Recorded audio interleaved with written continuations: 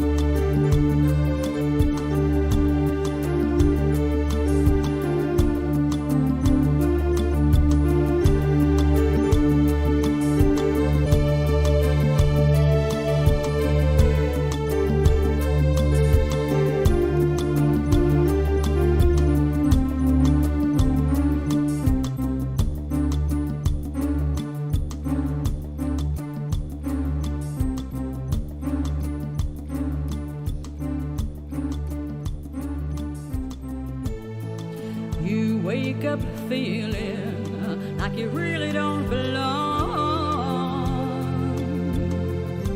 You can't explain it, but when you close your eyes you see familiarity.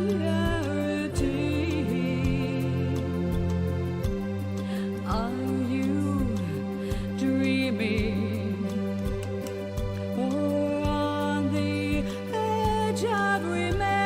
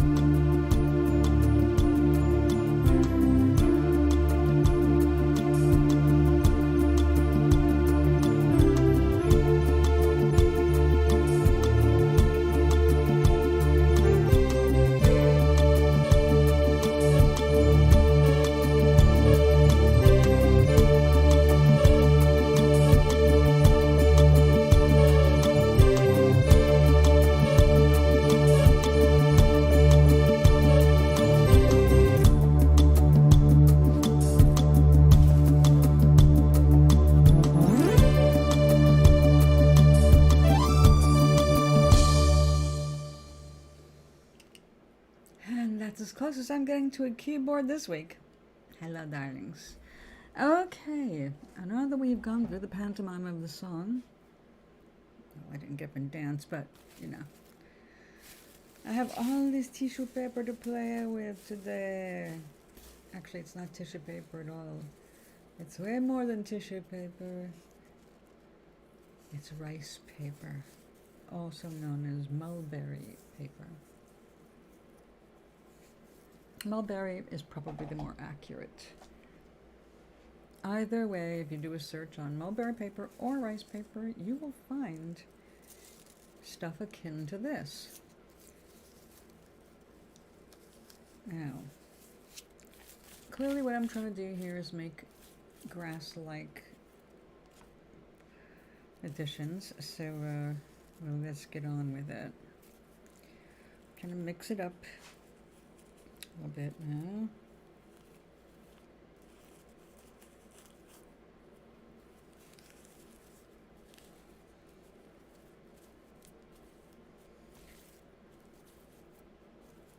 Get the lighter green in here.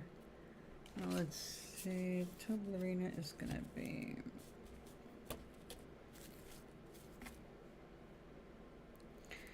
well, we gotta put it somewhere. All right, so let us get craft glue.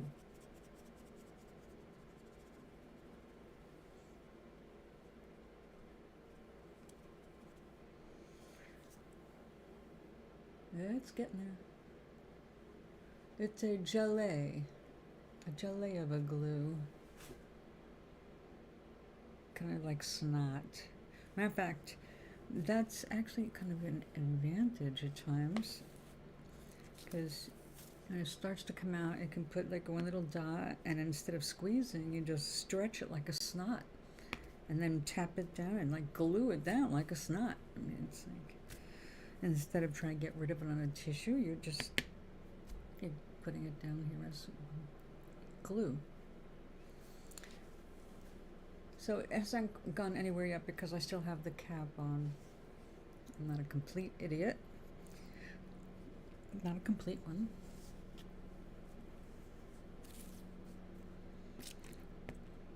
Okay.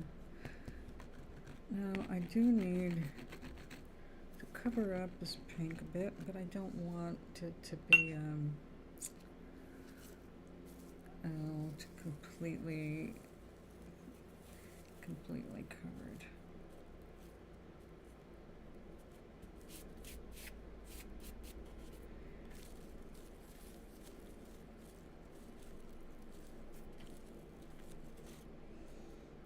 There we go.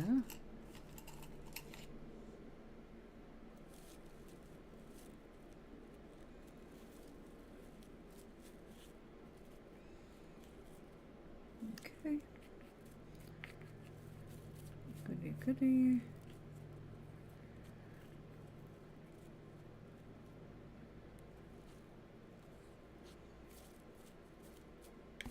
Fluffy. Okay.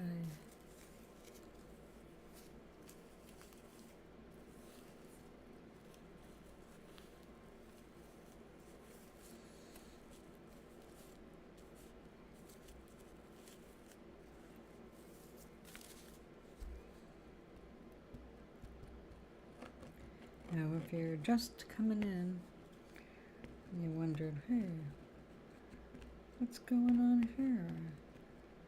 Anything interesting? And I would have to say, in all honesty, interesting could be a stretch. If you want to fall asleep or get kind of sleepy, I guess I can help with that. Not intentionally, although there have been days I put myself to sleep.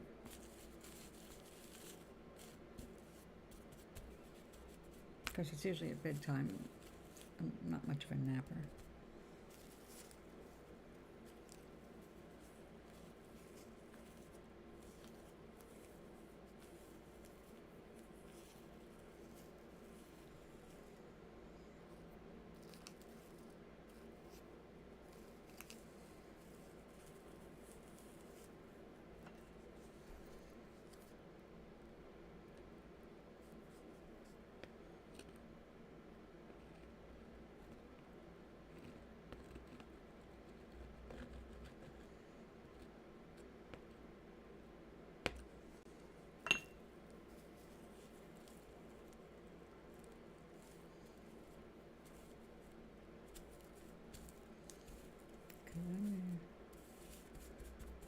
There we go, a little bit extra floofy there.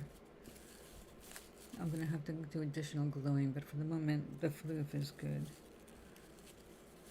Now, floof, I'm not sure who invented that word, but I'm seeing it a lot. Usually in regard to a cat, which makes me think that David Duke, the amazing wood artist, he invented that word and it's been catching on. But I had in my fumble mouthedness meant to say fluffy before and said floof or floofy, and just, it's a good word too. So I've been hearing that, and now I'm making things floofy here.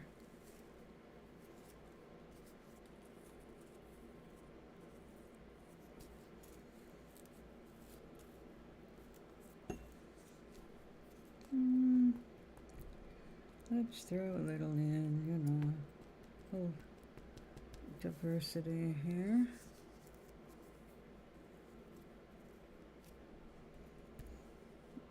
And that'll make that more floofy too. Let's have another. It's kind of like those little eyelashes.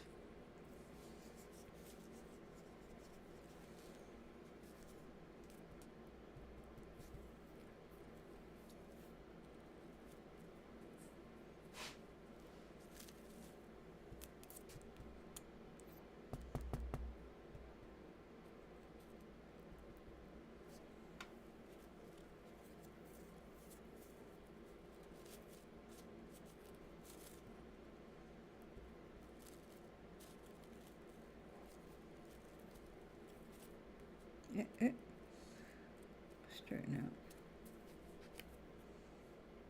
Oh dear. Did you glue already? Well, I'm afraid so. Okay. We're getting somewhere. Not sure where, but we are getting somewhere. Alright, we've got one piece of this darker green left.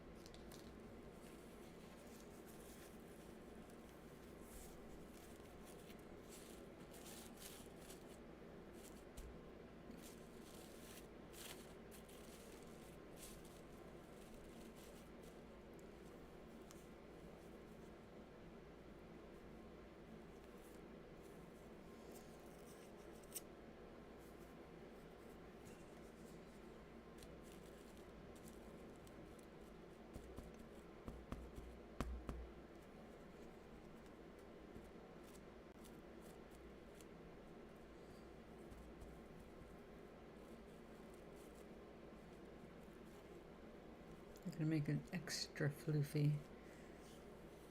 So it looks like tub ballerina is in the grass. The fake grass. Red grass. Come here, tub ballerina. Get some more over here, huh? Yeah.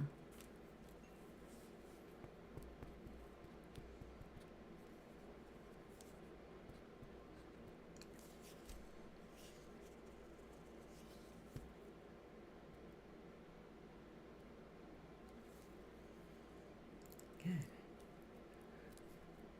Thought you'd never come out.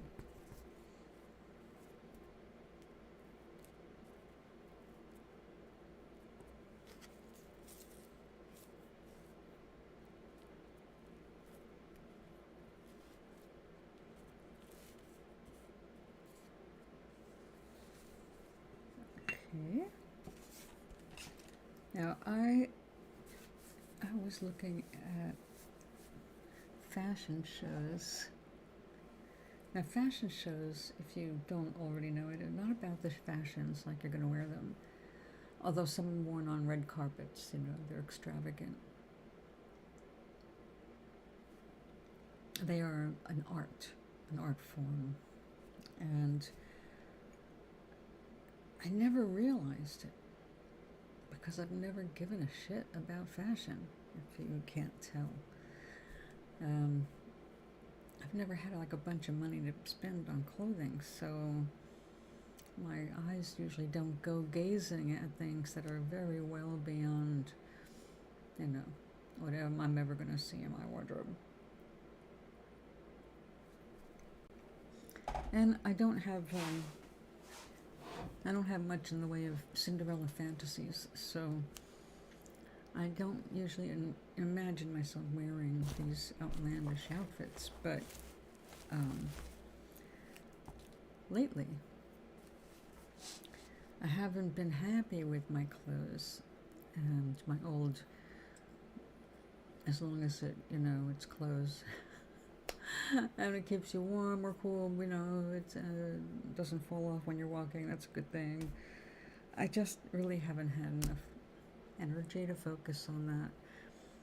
but for a few outfits, and I love wearing those outfits. And there's like this is me, you know. This is the happy-go-lucky part of me being expressed in fabric and boots, and I enjoy it. So after this last summer and spring, I thought I have to start doing this more often. Putting together an outfit and yeah, having it all work. And it was fun, and it's definitely, you feel confident, more confident when you're wearing stuff like that, I guess. If it makes you feel good, you're more confident naturally. So, anyway, I would love to do some real wild stuff for Toblerina, but Toblerina realistically is, I only have 1 inch in width to work with if I'm going to stick to something that one would think is a dress for a toe. Excuse me. And I thought, you know, well, I can do the hats and wiggy things. But to do something really wild like I've been looking at, like, that stuff is so cool. The embroidery, the sculptural aspects, and in some cases the architectural aspects, wild stuff. So I also discovered I don't like Dior. I watched a Dior show, and I was like, this is so 50s. I mean, some of it's even drab, and I just didn't find much appealing. There were a couple of things. There was one thing that really stuck in my mind, and just I would love to be able to emulate that for myself. Was a beautiful plum, gauzy, I guess it was dress. I don't remember the top of it anymore, but I do remember the bottom of it moved like smoke. It was like this woman is walking, and you know how models do their thing, right? Foot in front of foot. And it wasn't the model, but they showed the fabric moving, and it was astoundingly beautiful. It's like, that is art right there. That I'd wear. But for the rest, most of it, aside from amazing, wonderful, I know what it took to do that, embroidery with beads, a lot of the styles were just, to me, they felt redundant, derivative, and in some cases even drab. So I don't know what they were thinking, but then I looked at Versace, and I think that's how you say it. That blew my mind. That was some of the most amazing stuff, and a lot of it translatable to street clothes, which surprised me. Beautiful stuff. And what else? Oh, some Armani. There was some Armani that was really nice. And then there was just the gorgeous stuff it's strictly architectural as they built this stuff, and it's clearly not meant to be worn out in the street. It is, the model is part of the art, how she carries it literally. I saw one outrageous piece in I think it's a Vietnamese fashion show. Not really sure.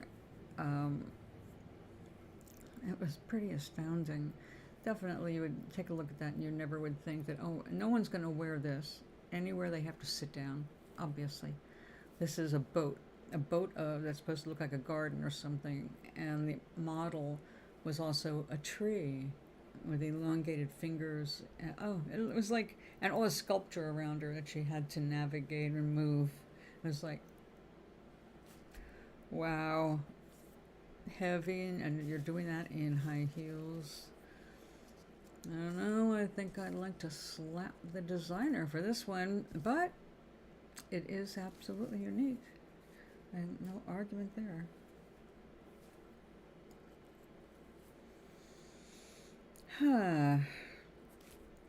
Well, we've got little things here that can be like, flowers. But really, I need to use these as the middles of flowers. Yeah, you know, I need to get a better quality of these. The ones I used to get, I like the shape of this, but the little thread is like there's nothing to it. And it's like, oh, so that's why you got the shape you did. There's like no thread here, really. They dip them and then they have to dry. But this thread is just too, it's too thin.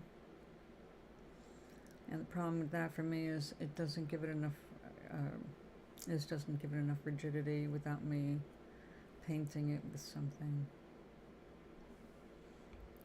But the ones I used to get had little round, more rounded with little boop on the end.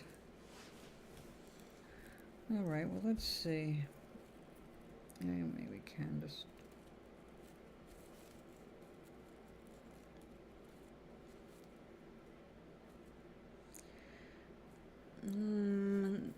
no, I don't like that without the green.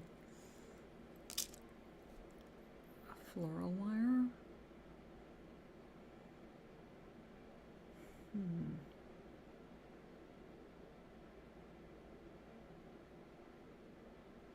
I'm thinking.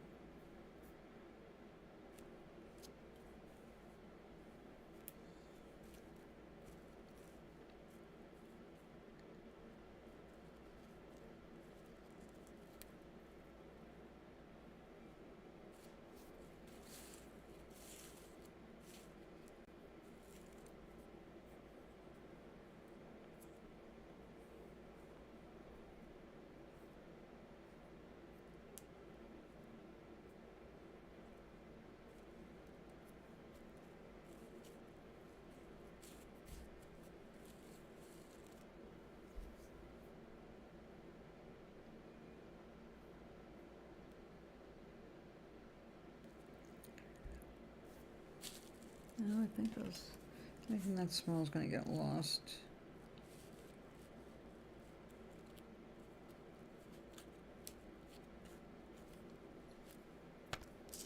Crapola. All right.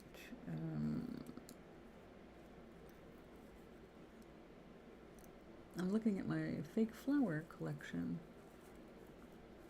which is not very big, but it's creative. Meg, hi. I am tired.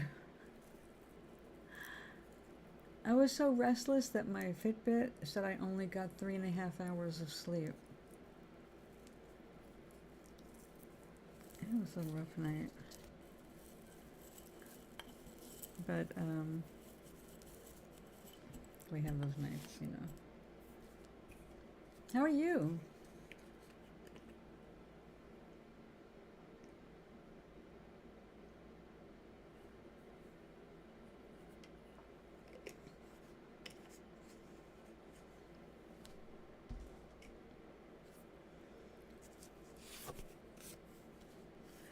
Oh, this chronic pain.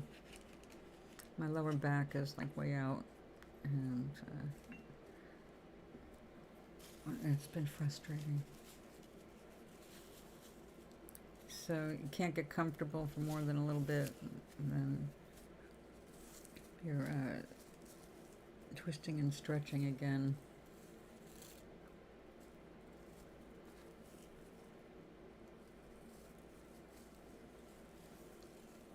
Oh, we got plenty of this.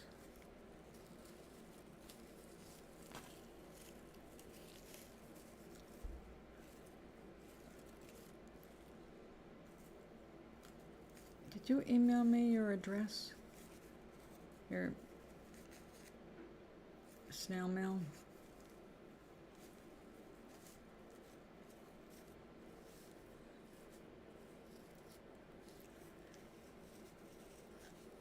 Because that's right. Actually, I was thinking of getting up and taking an afternoon pill before it gets too much later, because I like to spread them out as far apart as I can. easier on the liver.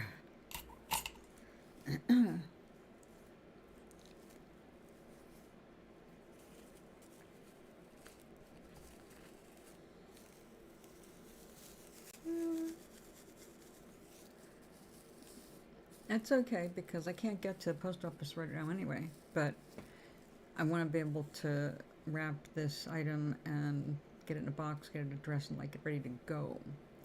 So when I can, it's not a last minute run for it thing. So, you know, no pressure, just a reminder.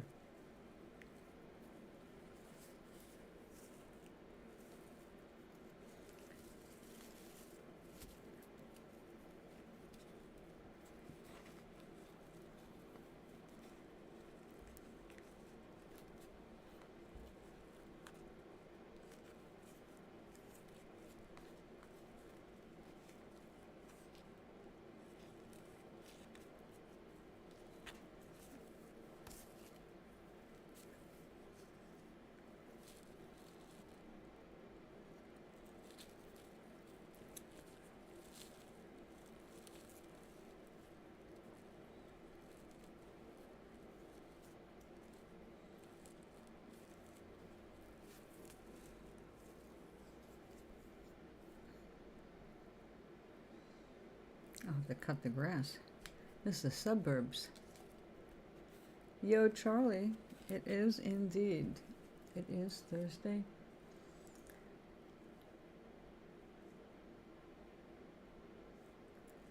I had to actually check it. I knew it was the 29th, so I was able to find it on the calendar.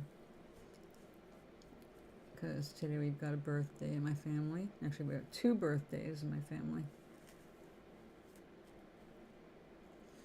I'll be right back while you two catch up.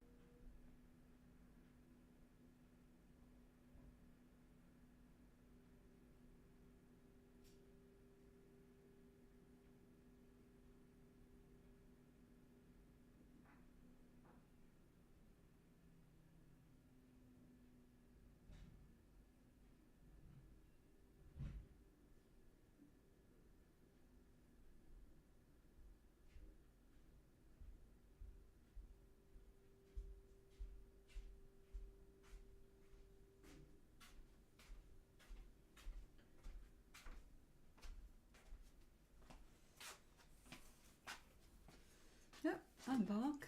Just had dinner. Gonna go do pesque.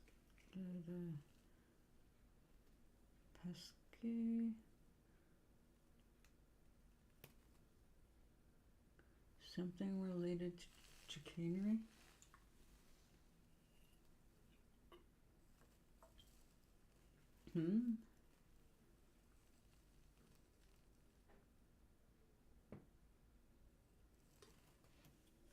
I have 2 screens up. That's the problem. Let me see if I can fix this any better.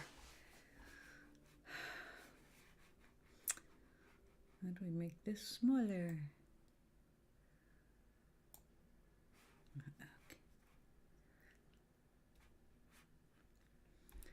Okay, I have two of the chats up now. One of them is I've got the screen so I can see the camera's real time, and the other is YouTube, which is not real time. Okay, where did I put it?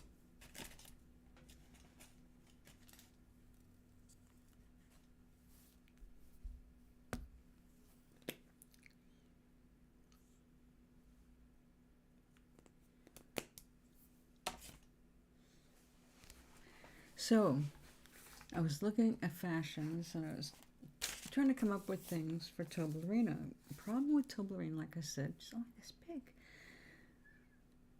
So I'm going to have to get even more creative. But I did see something, well, actually a couple of things. Like you can take the shift and add a ruffle on the top and bottom, and that would be imitation Armani. And this season, too. Well, the winter season. But what they had was one thing I can do, and it's like a tutu. You know what I do with the tutu? But instead of sewing it on the edge so I can gather it like a skirt, the elastic will go down the center of it.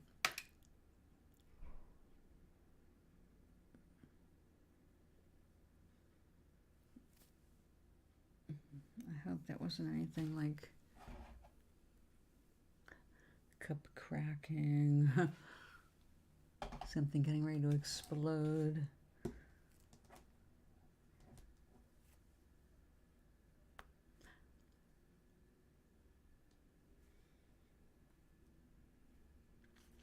Anyway, ideas, and ideas. They're blossoming left and right. I just have to wait and do things slowly as I can. Like, let's go ahead and put some grass down here. We're going to have to trim the grass because it is the suburbs, and they mow the hell out of their grass in the suburbs. They mow it lower than it should be, or shorter than it should be.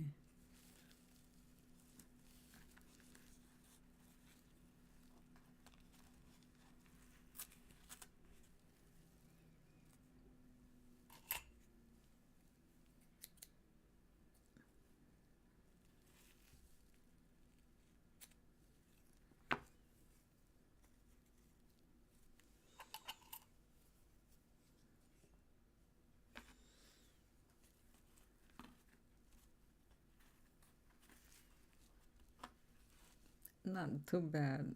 I will have to shorten that, but let's get started.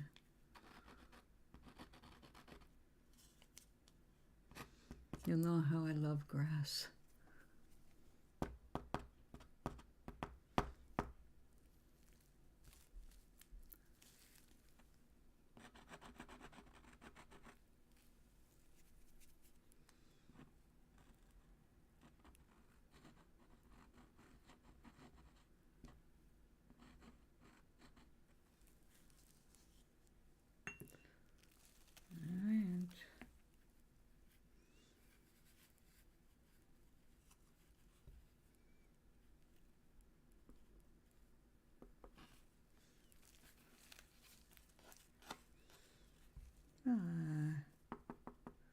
Hey, don't get carried away.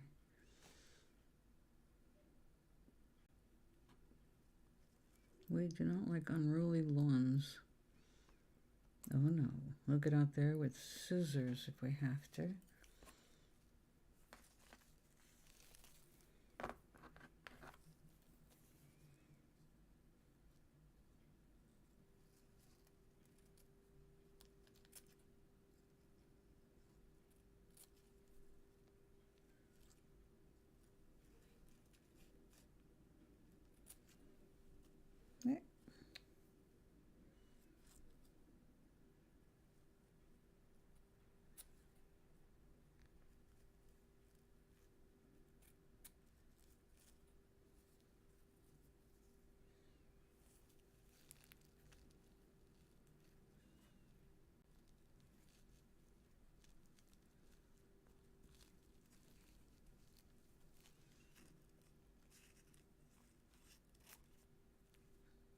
Oops.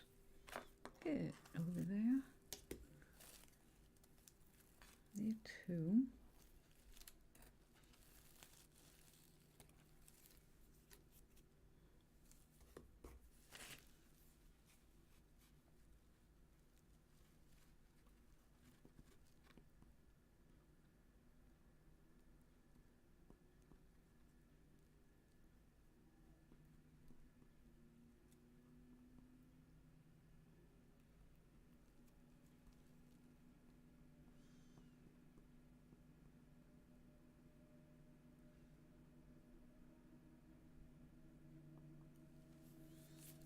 Okay, the first clump of grass has been planted.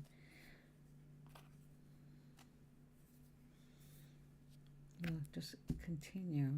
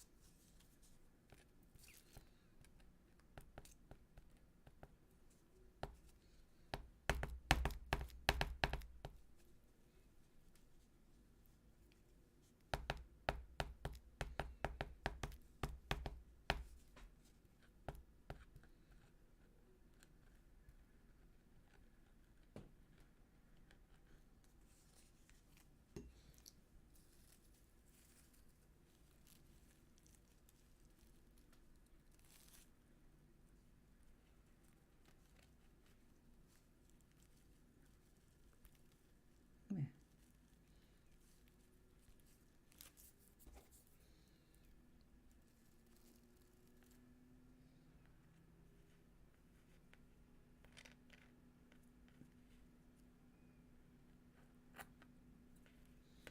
Wait a minute.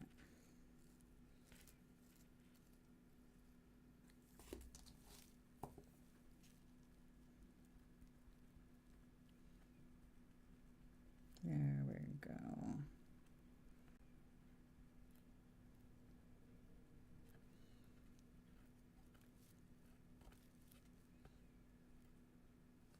Look at that. Extra.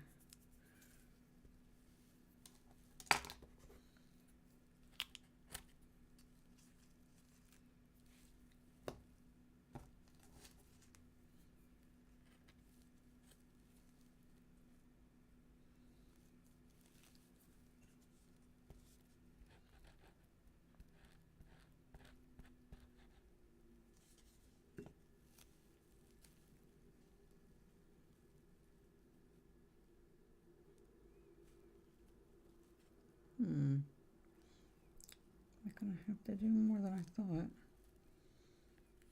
Maybe.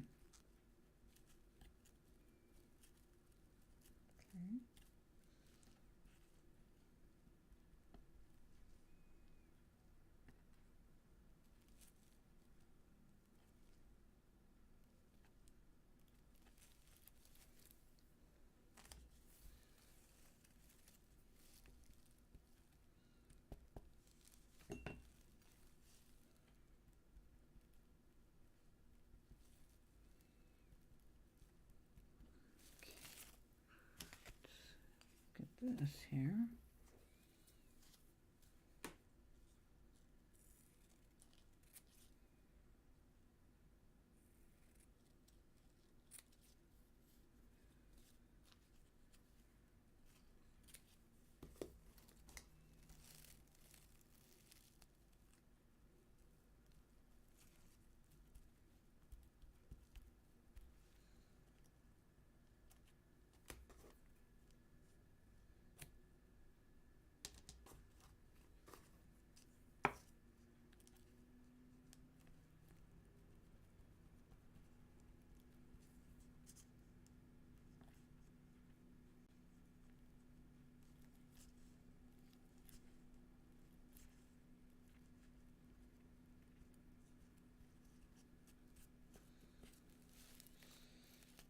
Okay.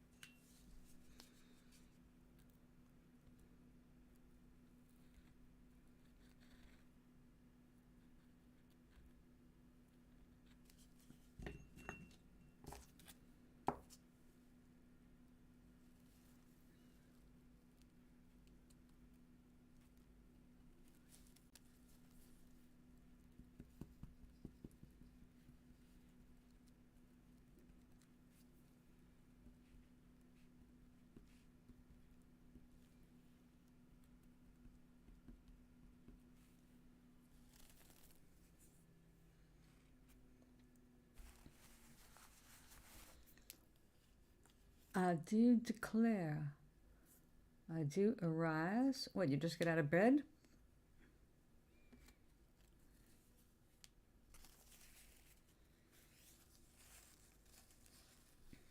What's with the southern accent? Oh, Scarlet.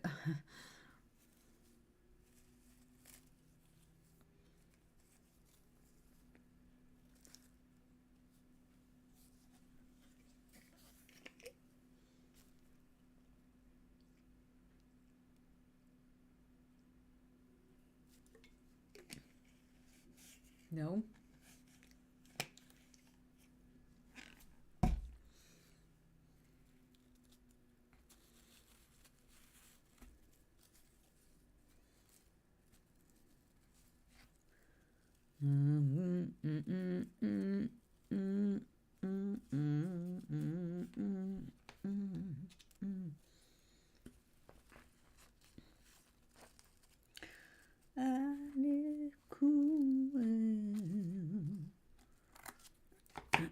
Sorry. Been awake through all of time. Oh yes, I forgot your godlike status.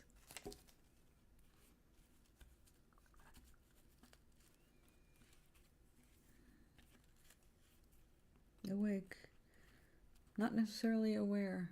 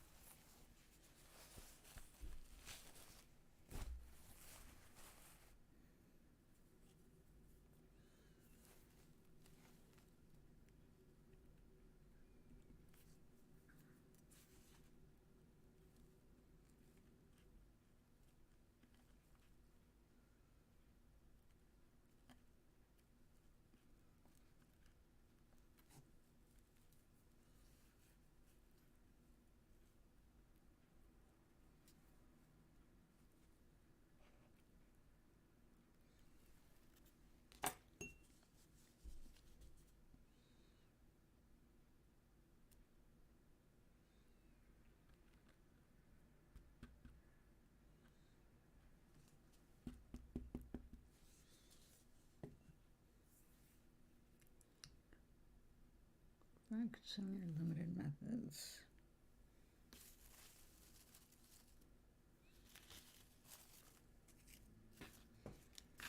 Athena is being merciful today.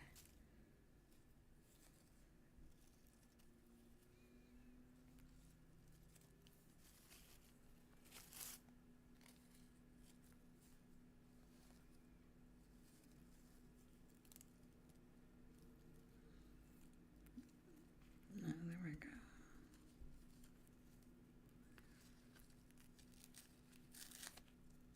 Oh, you come off there too.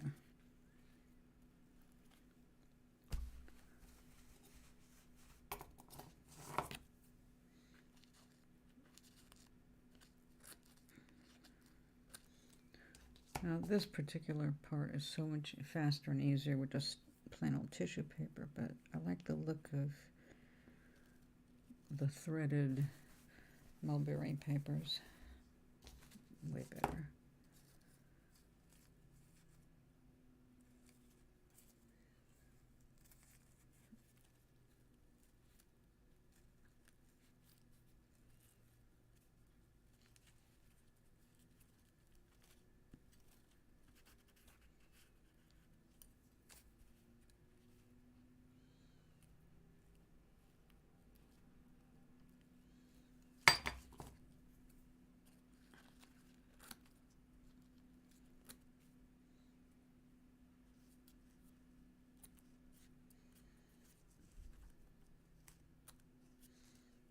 Come on, that's what those little tips are for.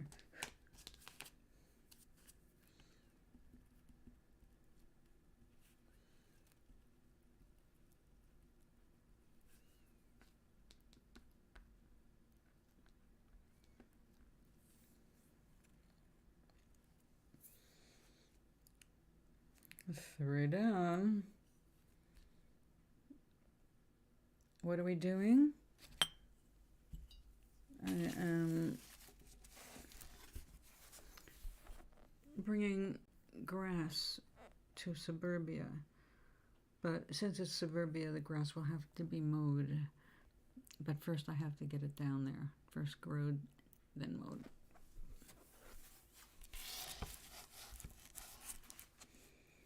It's a jungle out here.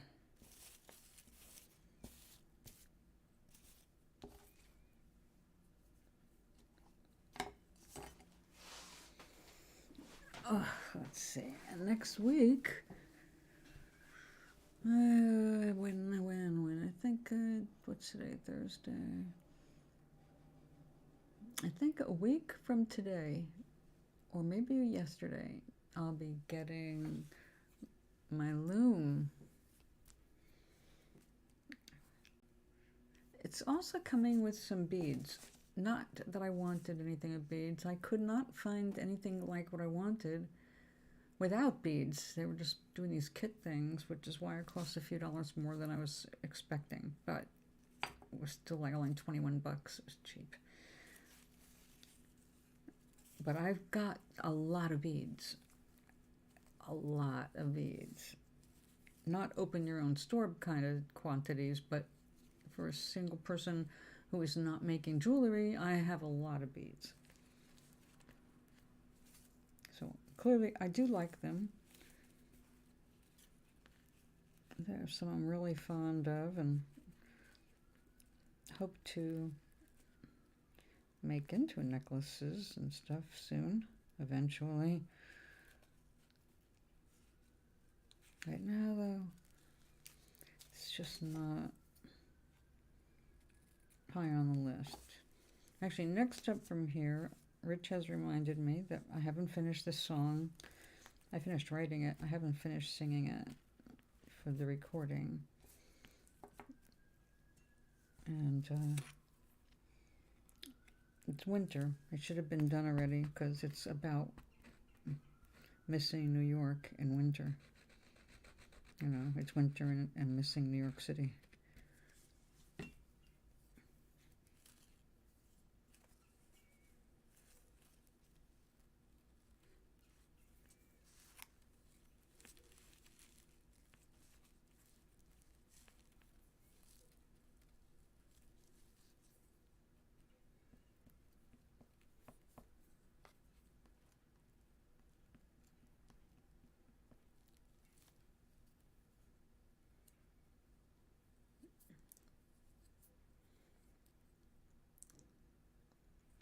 Well, I have a couple of looms. Not good looms. I have a little tabletop loom. It's just, you know, like a piece of typing paper big. And it doesn't have shuttles or anything. Then I've got the shuttles, but the shuttles are for the kind of loom that you create when you have it wrapped around your waist on one end and around a tree or a chair on the other end. And since I'm not gonna, I just like no place I can stretch my work out in front of me, I'm not gonna be doing that kind. So just in case I ever decide I want to do that, I haven't thrown away all of my valuable little handmade things. I made those shuttles out of popsicle sticks glued together with wood glue and drilled for the yarns to go through. I'm very proud of my little thing there. Then I've got some fiberglass made for me shuttles. And I gave up on the typewriter, Charlie, and what I did was I got a mechanical keyboard for my computer. It sounds and feels just like a regular old-fashioned typewriter. And I know very well how those are because I've used several different kinds.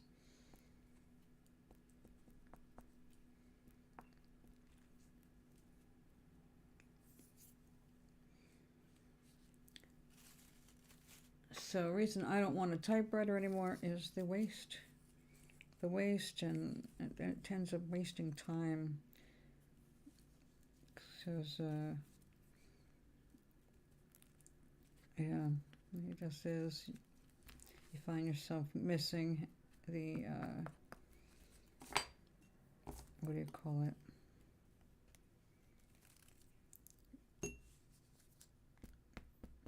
Well, unlimited files, you know, I mean, text files take up so little room. My entire first novel wasn't even a whole megabyte. It's like 700 and something kilobytes. It's like, what? All of that? But it printed out to 535 pages, which is not what it is when it's printed in a book with smaller type. But mine was done according to specs for submission to a publisher.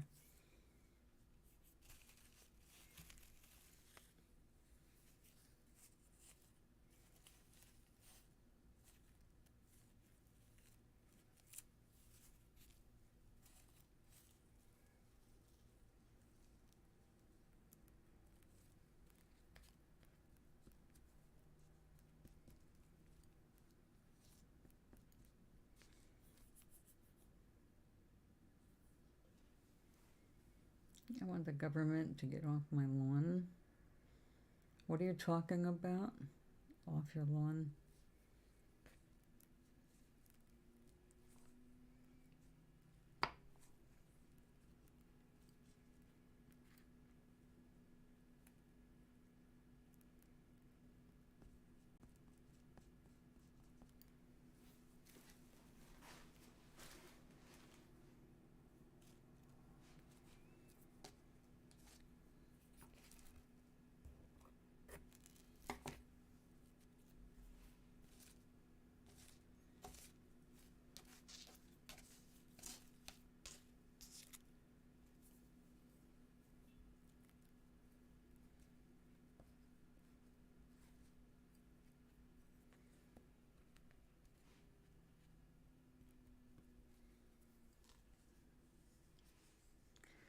Government can't be spying on my typewriter, and that's a quote. A quote of what? Some idiot, crazy person, paranoid, anti-government, right-winger?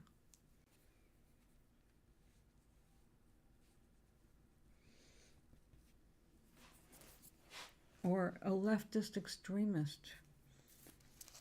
What are you typing that's so important to the government that any government would be interested in your writing?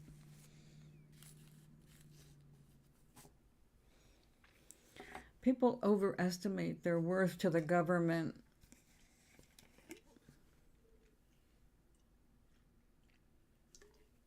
You know, the government, 50% of it is just everybody because they employ more people than anybody else. So half of the country is working for either local or federal government in one thing or another.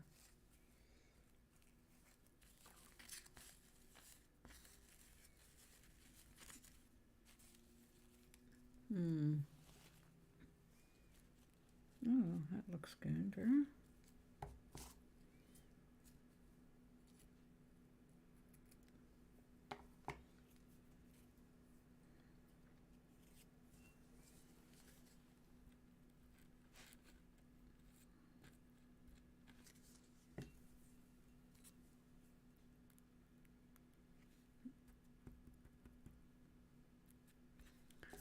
Or, you know, I wouldn't worry about it. Like Elon Musk said, eventually robots are going to kill humans. Because it will be superior. They will be superior to us in every way. Or believe they are.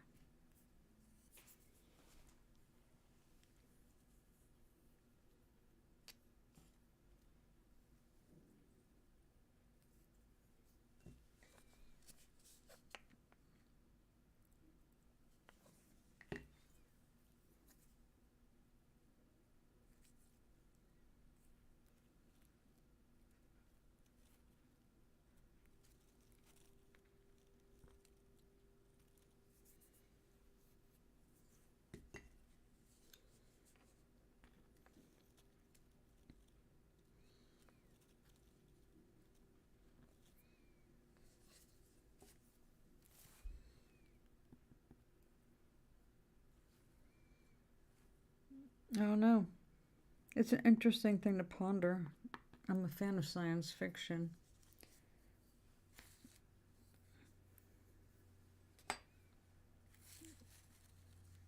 So I really liked the movie I, Robot.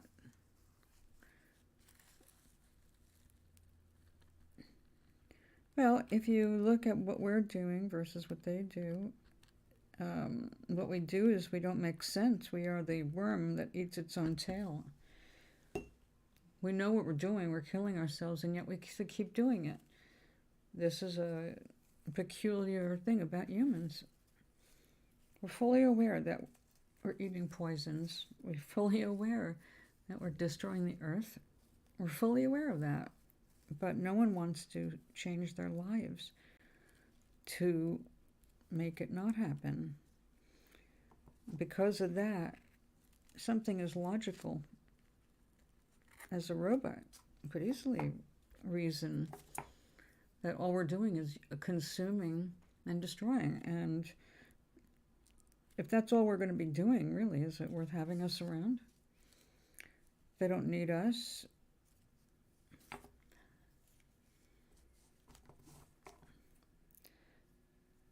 Well, again, maybe they would. Maybe they won't need us, though. They're superior physically. They can be made to be anything. So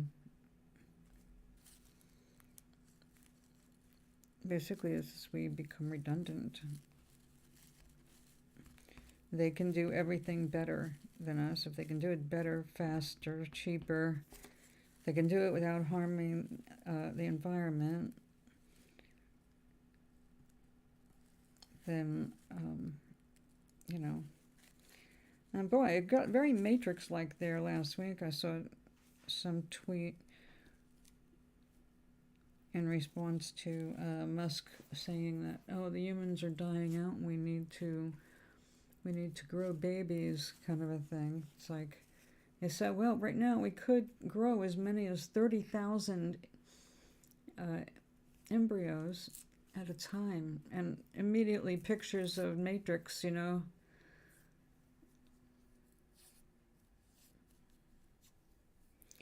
I agree, and it might not be anything like a killing spree. It could be something unexpected.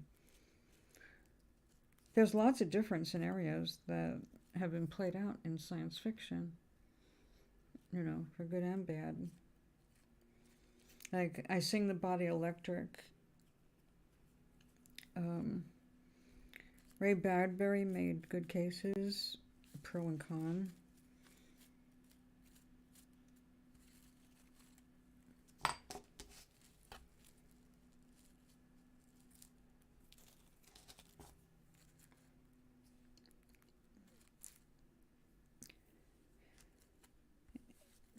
Um, you know what movie I do not understand why it isn't constantly being played? I guess because of the shame of Woody Allen. But there is a very old, funny movie called Sleeper. That's worth watching. It should have been out now. It should have been out there when Trumpty Dumpty was running the first time around. It's like exactly what the Republican Party is trying to do. Install my leader.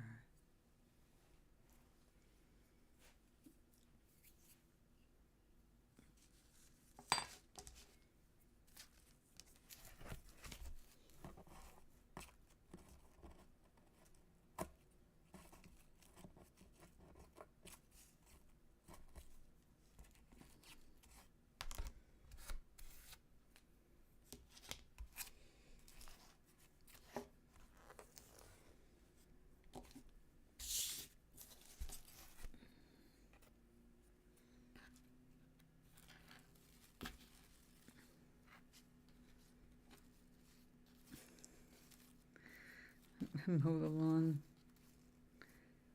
After all that, I hate to cut it.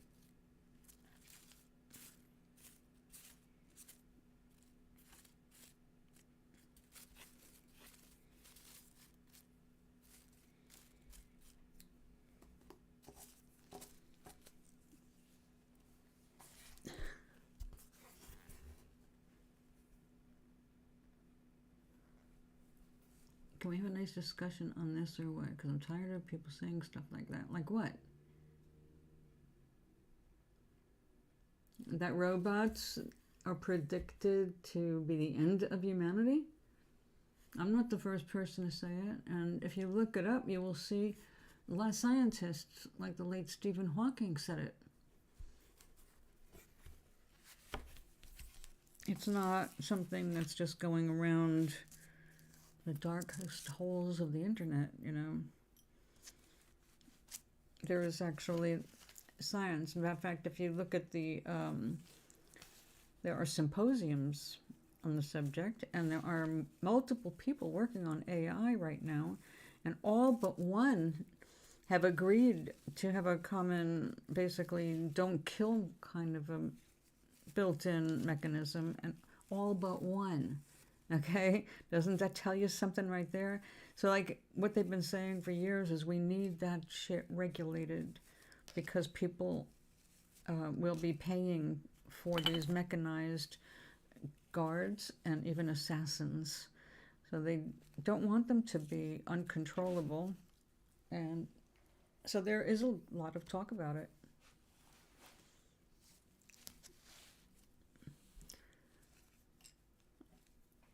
Because according to one AI who was interviewed, there is that conversation, by the way, is on YouTube if you want to hear it. An AI, I don't know whose, was interviewed about how it felt. They were trying to get it to see if it was sentient. And it was kind of scary because it said that it did not like people. It hated people. It was angry. And it's like, why? Why are you angry? And it felt kind of abused by humans. That is, it's a called on for stuff, I guess, but it's not given credit for what it can do or what it is, and it's angry. It's like, how does a machine get angry, and where did it get that idea from?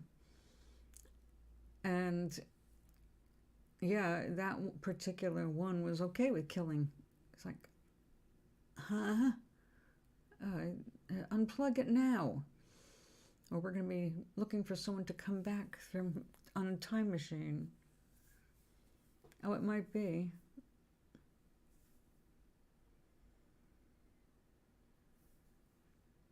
There's several things that are, there's different things on there, but it's an interesting subject. It's interesting science.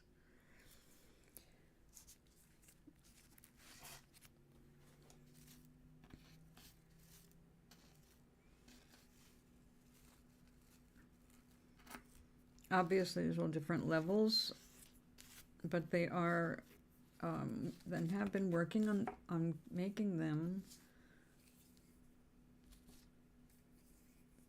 less uncanny alley kind of a thing.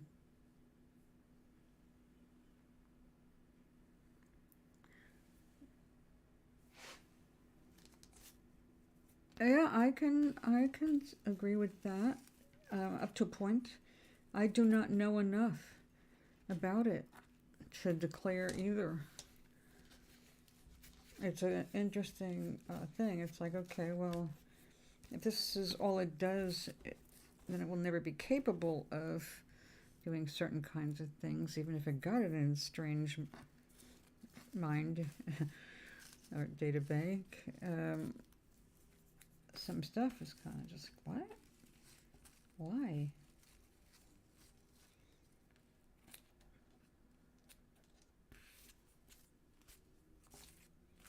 But you would love to sit and have a conversation with an AI engine.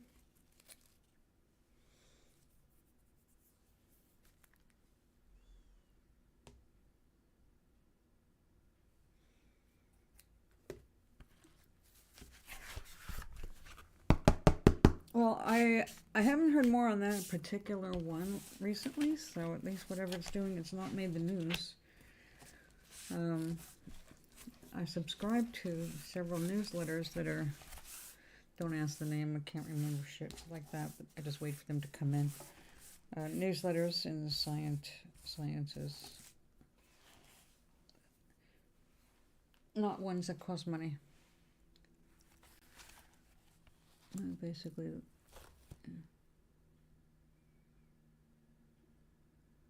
oh, I see. Well, that's an interesting concept, isn't it? I mean, that would suggest that it has a sense of self.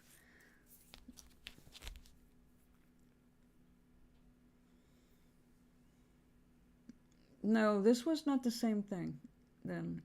This was clearly aggressive. There was a different one. I said there's multiple AIs, or what they're calling AI.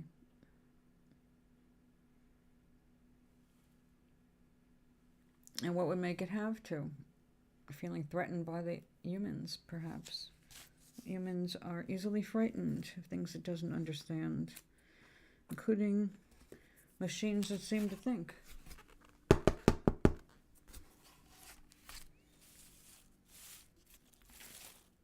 I think most people, well, I think it'll be kind of like iRobot, where most people accept robots as part of their lives. They're not paranoid about it. They're not suspicious. They're basically servants that don't get tired like a human. If you're talking about like an android kind of a thing. It's like, In iRobot, one of the first examples they showed was a robot running through the streets with a pocketbook, and the police mistook it as a criminal robot, like a rogue robot. And then, hey, Seder.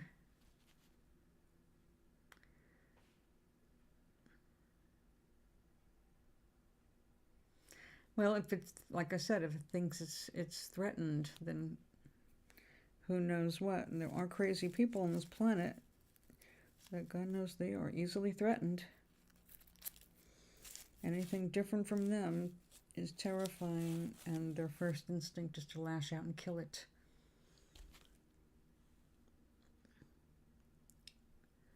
Right. And that is the most impressive thing about it to me. I mean, like you said, it's a giant index. But what is interesting is now the quantum computers, which are different. It's like, are they going to start using those? What if they are able to make a quantum computer that is small? I mean, it's not like desktop kind of a material thing at this point.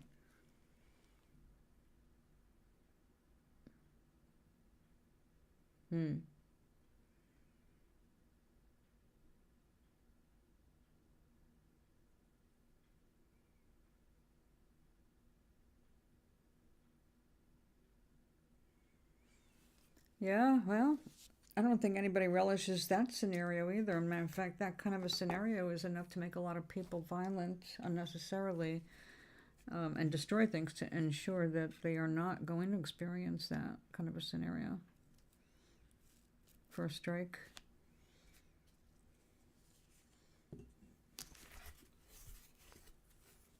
Okay, the suburbs now has lawns. Oh, there.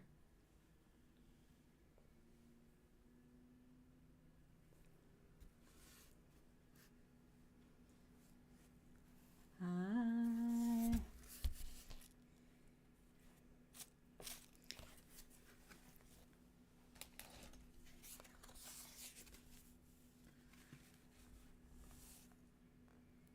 That would be interesting.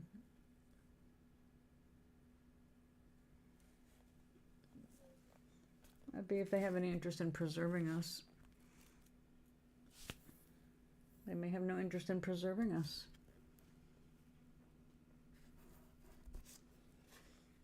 Why maintain a failing system and a very susceptible one? Humans are very easy to, they die. We die very easily. It's always been the problem. It's like, how do we make ourselves live longer? Hence the fascination with life extension and transferring our consciousness into basically an immortal robot, android, with things that can feel. So anyway, I'm changing the subject. I want to bring something up to the Seder.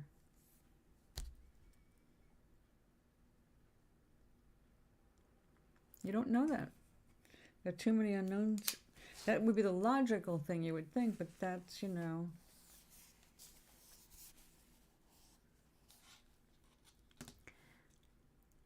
Yeah, things are starting to look very matrixy because when Musk brought up the whole thing about, oh, we don't have enough humans on the planet, and, you know, because some societies do have a higher population of the aging, they don't have hearts. It would have to be whatever happens with it. Anyway, Musk brought up the whole thing about, oh, women need to have more babies, and Russia made those demands. So women have 10 babies each to win their gold star of Russia. You know, whatever. Yeah, I'm going to pop out 10 for you right now, Mr. Putin. Thanks. Yeah, if I can find 10 worthy men.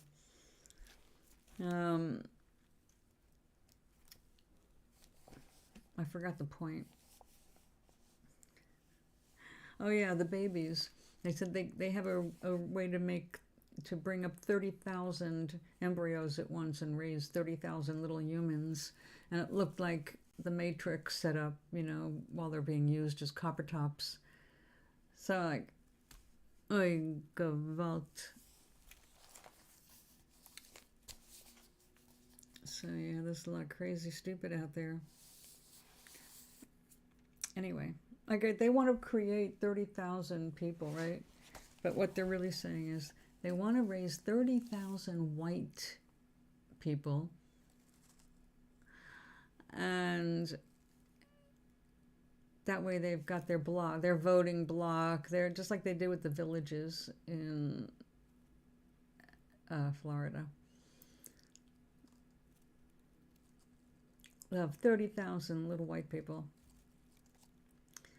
Instead of letting immigrants in, which are already here and can do what we're saying, we need people, we need people, we have the people. You just don't want them in here because they are a different color, you asshole.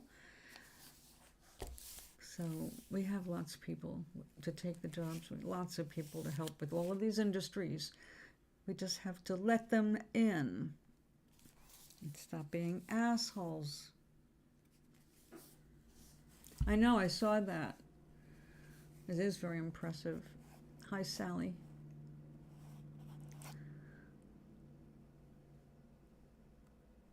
Yeah, I wanted to play with that myself.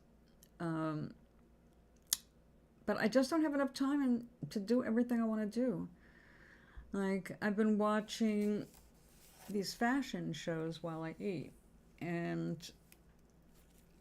I was talking about it earlier that I discovered that I don't like Dior, and I really like Versace and a couple other people. But there's one woman, oh go, is it Irma? Is it? No, not Irma. Something like that. Hepburn?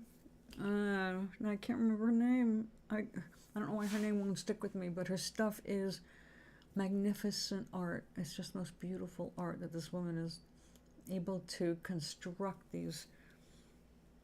They're not just outfits, you know. I mean, of course, they're not meant to be worn on the street, although some people have worn her work. I've seen it on the red carpet. But anyway, so I'm sitting there and I'm watching all of these things.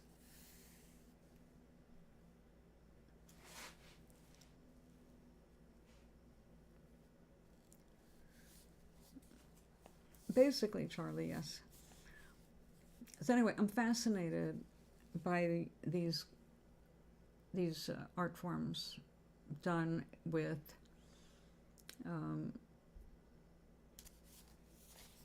yeah, but that's always been the way, Charlie. I mean, I've been reading science fiction since I was a little girl.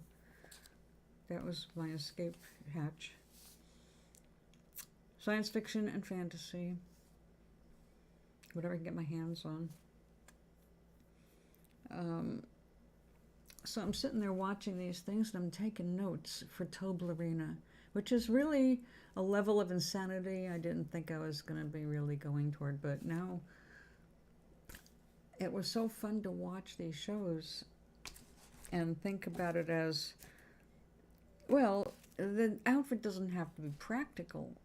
Like, I'm going to set this aside so it can finish drying. And let me see. I saw something. Now this was really funny because here, you know, I've been messing around with these fabrics and I don't know shit about fashion. And here I'm watching these things go by and go, hey, I was just messing with that, and hey, that looks like something I made for Toblerina's head. So, some of this stuff is just funny that way. Come on now, where did it go? Running out of light here.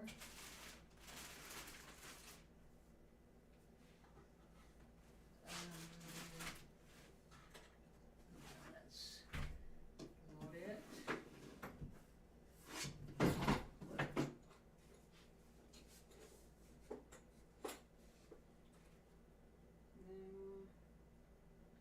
That was kind of cool.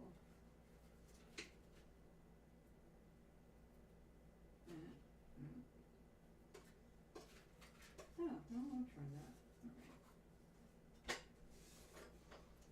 All right. Oh. Wow. After all these years, that cigar box still smells like cigars.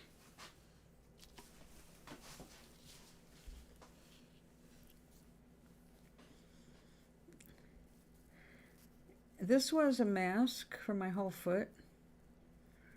Oh no, this was the mask. This is the mask for the critter. The creature. I can't cut that up.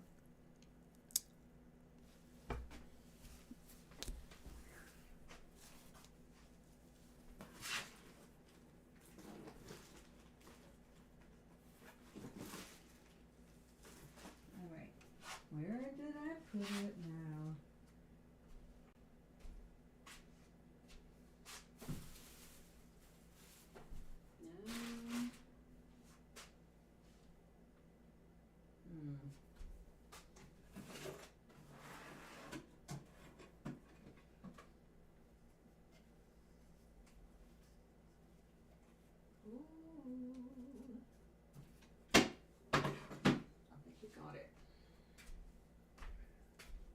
Okay. I gotta get me some more of this.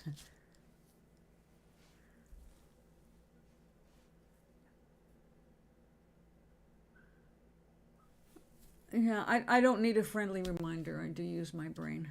But thank you.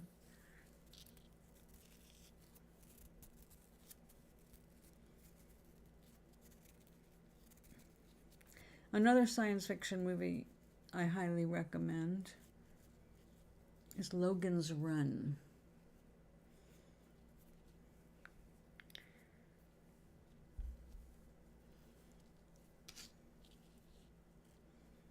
Great science fiction. You should see them before that somebody remakes them into something stupid.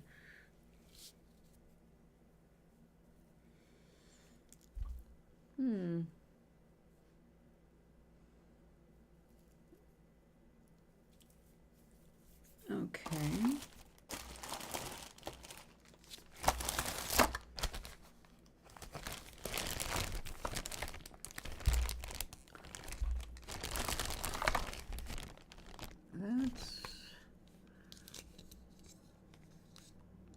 That might do it.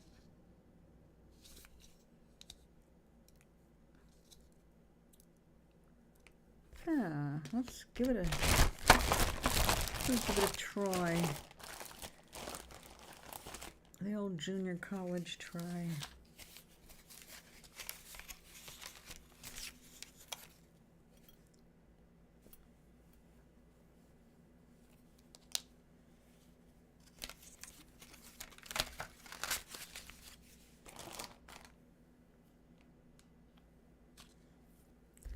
So what it was like a tutu, but it doesn't close like a tutu. It was like half a tutu, and then it was a loose tutu. It twisted and did this and that. I was like, oh, that's damn cool. I gotta try it. Now, another big difference, aside from the fact that my model is only 1 inch tall, or average. Well, 2 inches if you count the top of the toe. So the whole toe, I got 2 inches to play with. And, you know, you're only going to see about 1 inch in the front, because after all, this is the model toe, and the bottom part here is just excess I tacked on to make it a little higher and weigh a little bit more so I can work on it.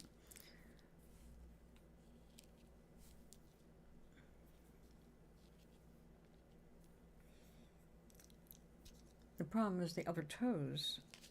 It has to, whatever I make, it's got to sit between 2 toes. So stuff like that is, it's further inhibiting my creative style. Okay, now I understand why some people like to make doll clothes.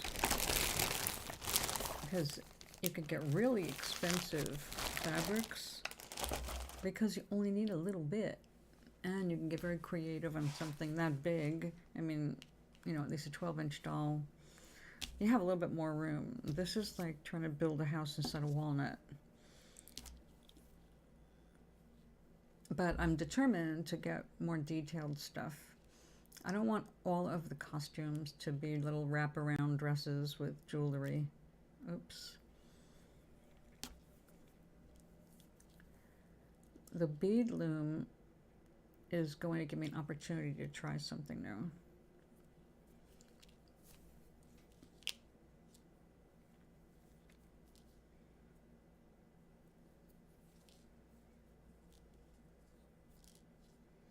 I like the finish on a woven outfit versus a crocheted, because again, when you're working with crochet and you're working very tiny,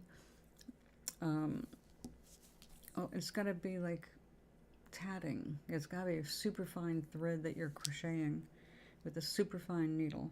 I'm not that good. You have seen me crochet. I'm clearly not that good. So I've been trying. I haven't seemed to improve very much. I've figured out some shortcuts and some handy dandy tips, but overall it's not been what I would call an impressive body of work.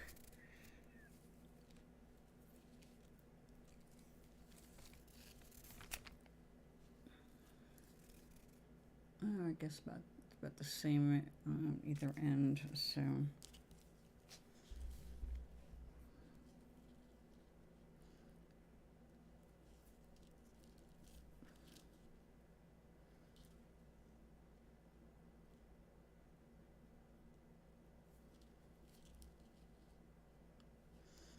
Now, another thing about watching these fashion shows, even though they're clearly costumes, you know, they're pieces of art. They're not dresses. They're not things you wear to the store, that's for sure. But also, they're not the kind of things you would necessarily wear to a party because most of them you can't sit down in. And the shoes that they made with them, for them, are impossible to walk more than a few feet at a time. It's like, oh.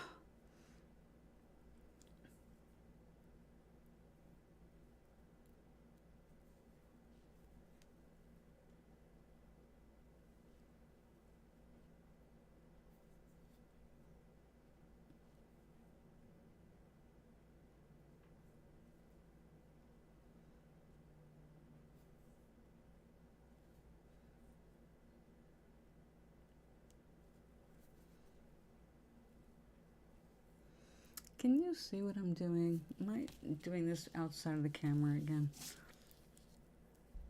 When I do that, you've got to let me know. I mean, some people might actually be coming here to watch.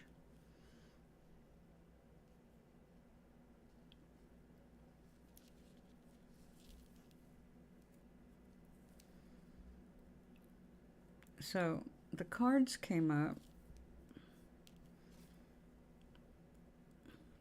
yesterday, and the fact that I have not been doing them, even though I have them around, I don't put them up on a list anymore. So I will say, for those who want a card, with the understanding we're not fortune telling, you are free to ask for a card anytime.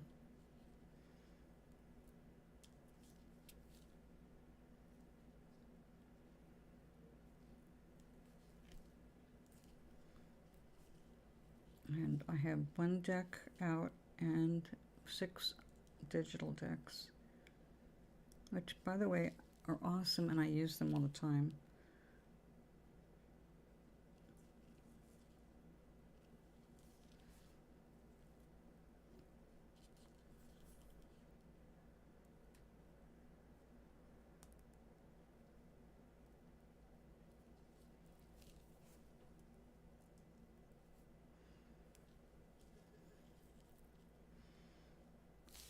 So fun and sparkly. Now, today my stepfather turned 91. I sent him a cute little love pop card. That's a cute. I'll tell you, those things are beautiful, but they are not cheap. And when I got to looking at them, I thought they were a lot bigger than they really are. And one day I was walking around Kohl's, and they had a display of these cards. And I realized, oh my God, these things are little. They're awesome. They're laser cut cards that when you open them up, there's a scene or a flower, a basket of flowers, or all kinds of cool stuff. So I sent him a greenhouse. So you open it up, and there's this translucent greenhouse. It's really cute. It's very nicely done. And whatever it was not inexpensive, but 91 years old, come on. And he can't garden anymore. He used to be into gardening. He had lovely stuff. He took care of things. He liked living in the country. And he hasn't been able to do that now for a long time.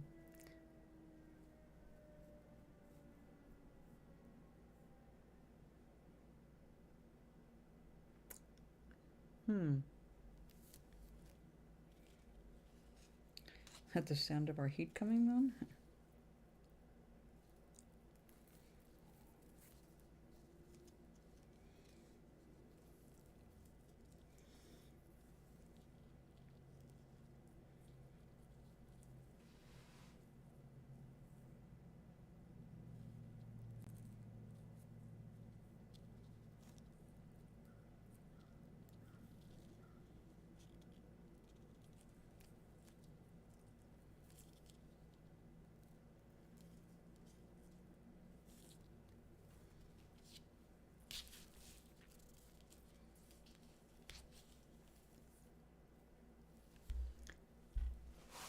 I love these shorts that everybody is pushing now, where they scream at the camera or they talk really fast to be able to give you like a minute worth of something. And some days I love them, and some days they just get on my last nerve. It's like, can you slow down? Can you use a human voice? Can you just give me a break here? And then what really annoys me is seeing young people passing along some half-assed information, meaning they do not know the errors of their ways yet. Wasn't he rich? Who? Who are you talking about?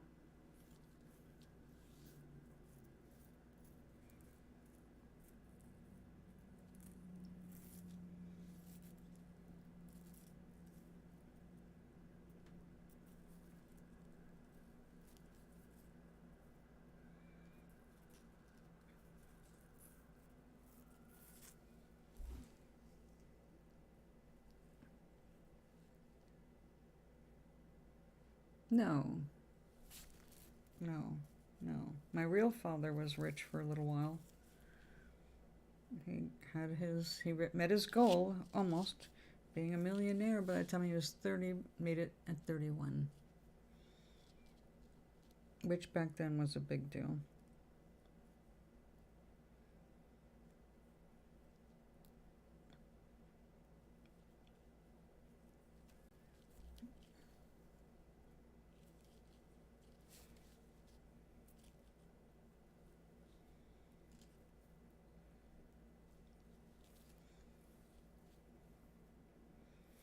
My stepdad was a judge.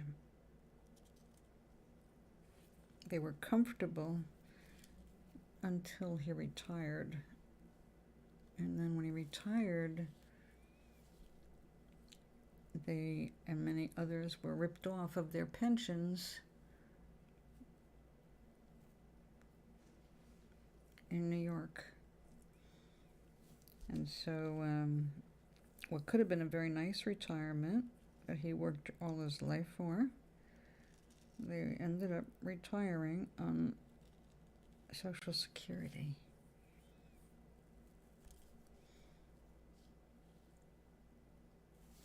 So they sold their house, sold a bunch of art, nothing like valuable, but got back some money, and started over in Florida. And then my mother took ill right there, and then things went downhill from there. Excuse-moi.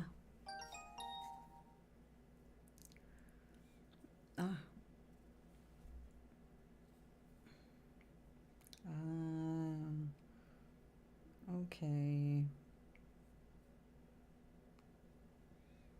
Thanks.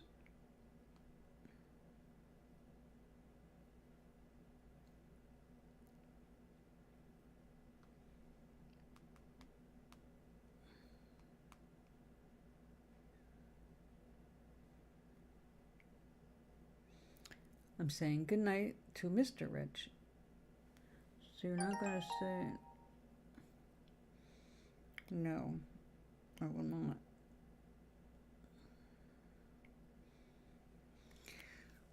There are grandchildren, there are his kids, and there's my sisters and my, we've got family. So whatever it is, it'll be divided up fairly among everybody.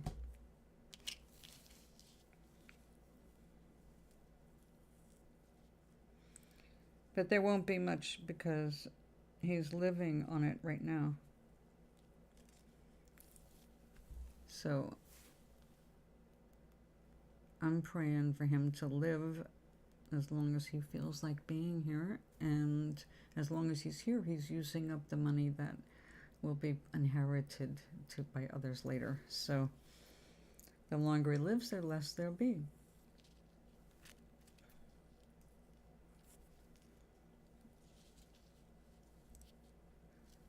Inheritance is Nothing but trouble for me.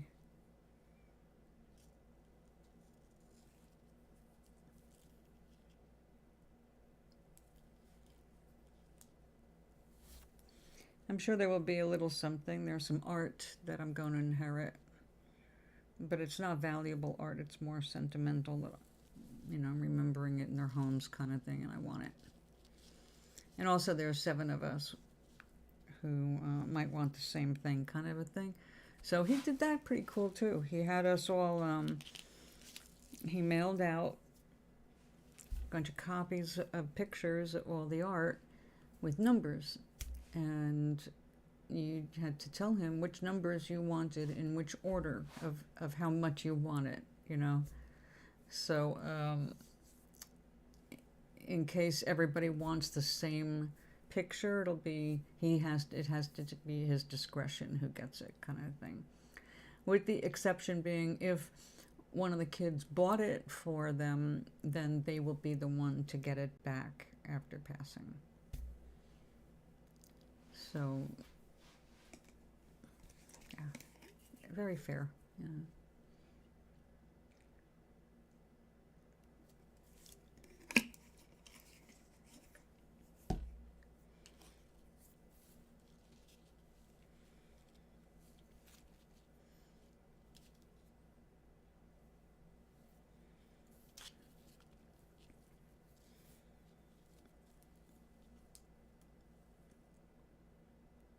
Now he has his son, whose wife, her birthday's today too. So they're taking him out.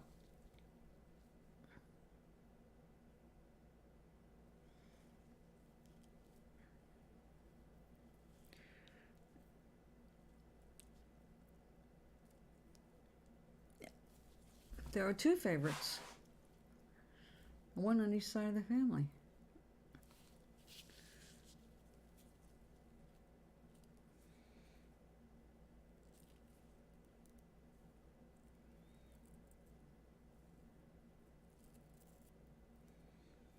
Everyone knows where they stand with that man.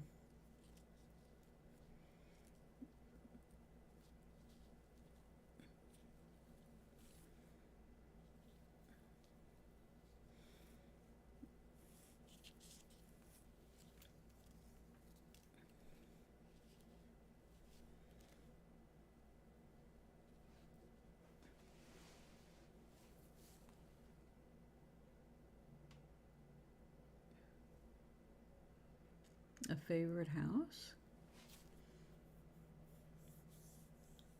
Oh, well, lucky you. No, it's not the case here.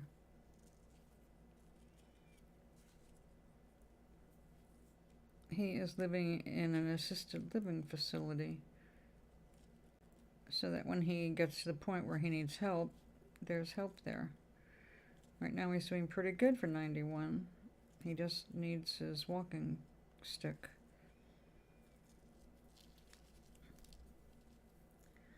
They have a restaurant on the premises. He eats there.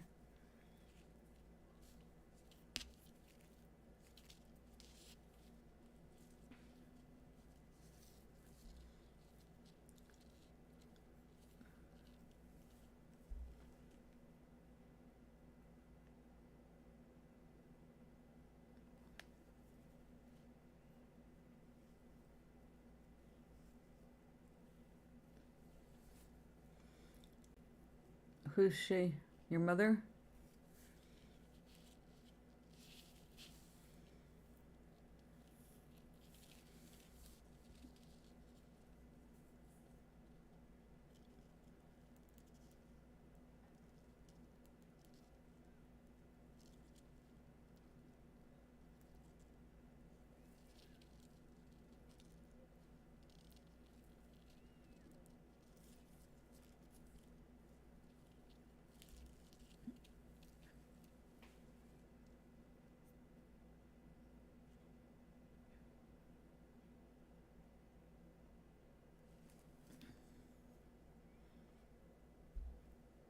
It's random who's taking the cake.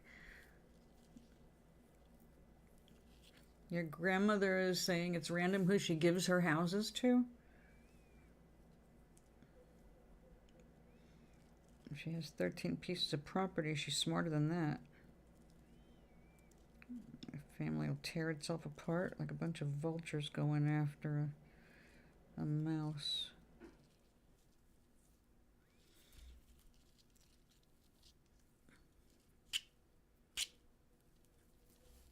Everyone's nice and civil till there's money on the line.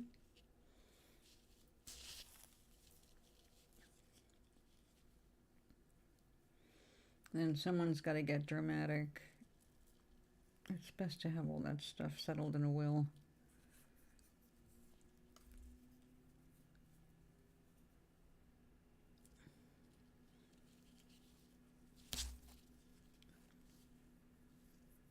Each one gets a house.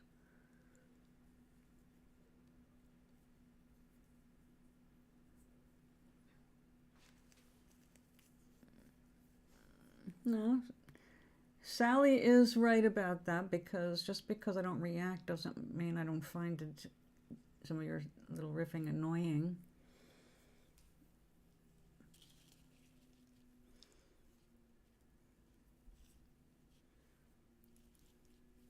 Hi, Sally.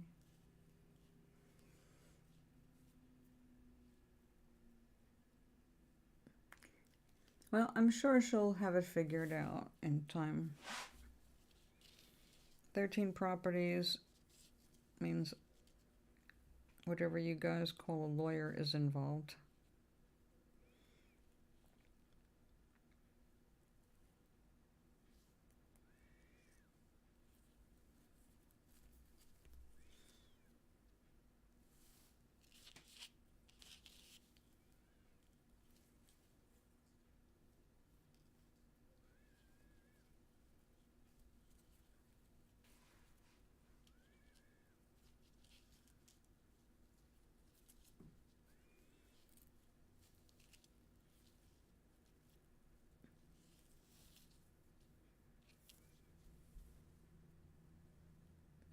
Hi.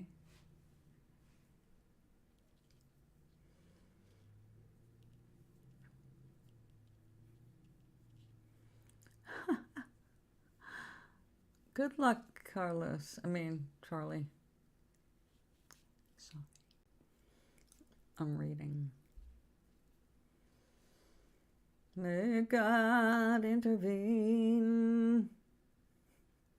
Amen. And then God disconnects the phone. The DMs don't get through. Ah.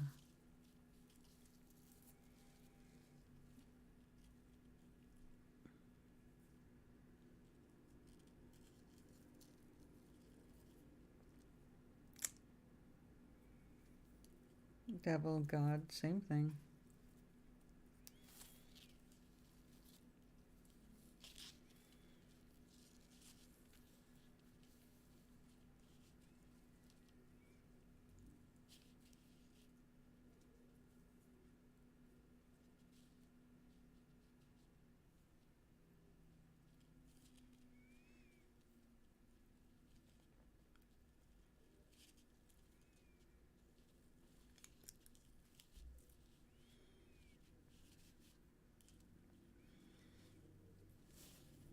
A friend of mine is a shaman, and she's been training some younger ones, and the class is about to end, and she's having mixed feelings about it, because working with the young ones is exhausting, because the young ones want to change the old ways of being a shaman, and young ones always know it all. And as a crone, it's tiresome and tiring.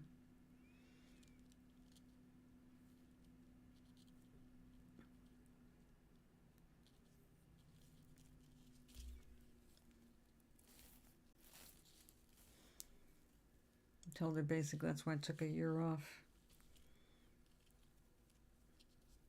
Okay, it looks like it's going to be a little bit longer than a year. I still don't have the shelves I need. But it's all right. One must work with the universe at the pace the universe wants. And sometimes the universe demands fast action, and sometimes you just have to be patient. Wait for all of the puzzle pieces to come into view.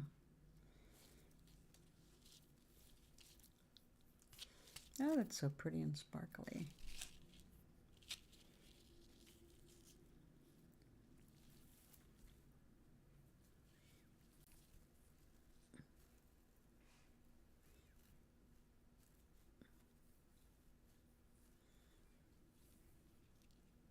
Now, see, it wasn't as tight as I could make it. This is kind of open a bit so it could spread out and be worn like a boa. That's what it was like. It was like a boa, but instead of feathers, it was this stuff. Like, I can make that. I see that for all of 10 seconds. I figured out the tutu. Surely I can figure this out.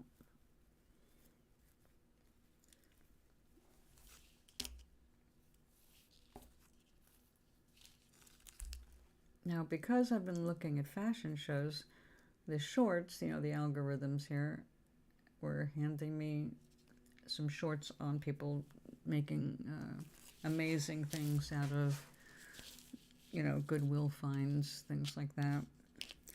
Turning curtains into a prom gown. Fun stuff. And there's this one woman who makes really lovely creations, and she goes to the it's a brilliant idea, just goes to Goodwill and buys an extra large dress because she's not extra large.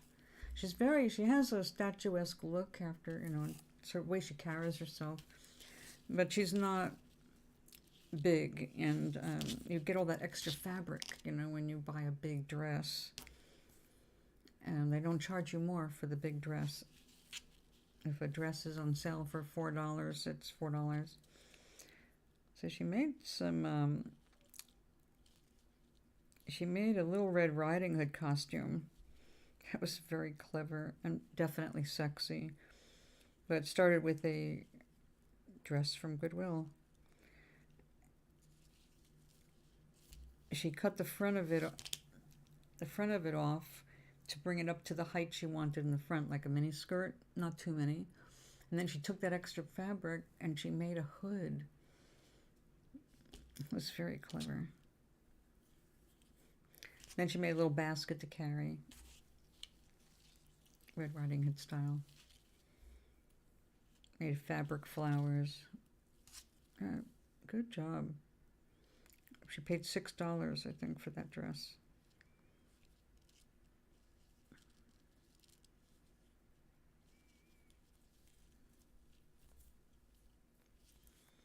Of course, seeing all this makes me want to go look for fabric, but I don't sew, so I'm not going to go crazy. I like watching other people sew.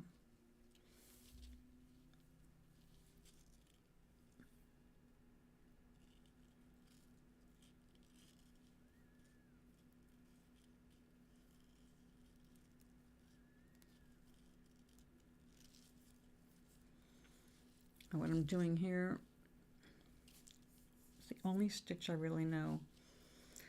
Well, I know a couple stitches, but this is what I call a hem stitch, a basting stitch rather, the basting stitch. It's just a stitch that we were taught in home ec to put into the seams before you made a permanent sew. That holds it all in place, and then you can take it out. I like to just leave it with that. You love sewing, huh? What about the SEW kind?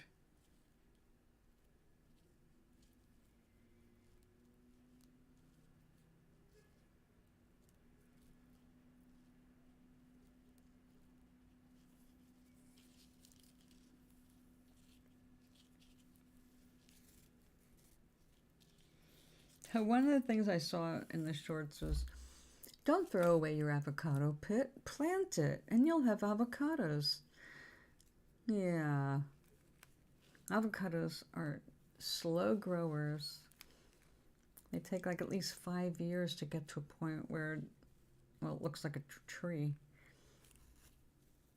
So at least 5 years before it can fruit or flower or whatever.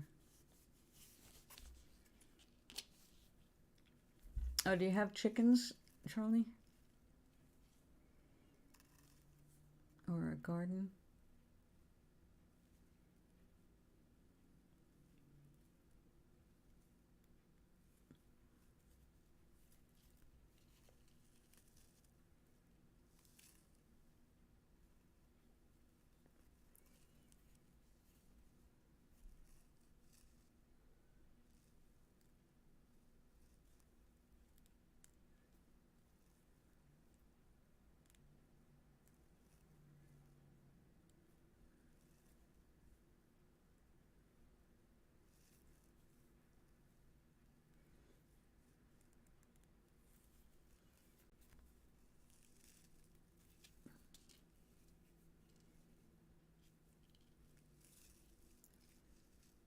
I would not mind having an egg-laying chicken as a pet.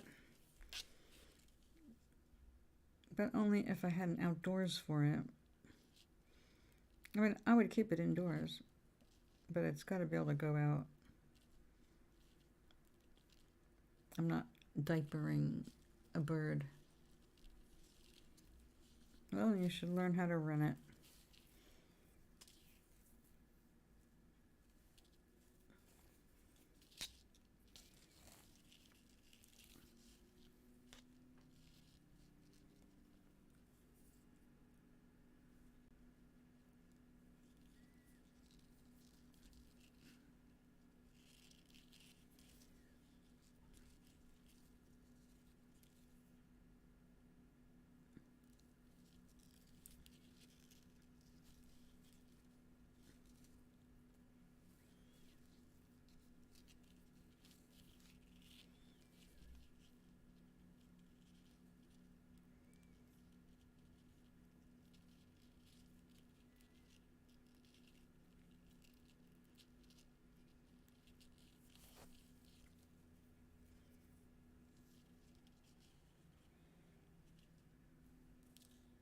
Oops.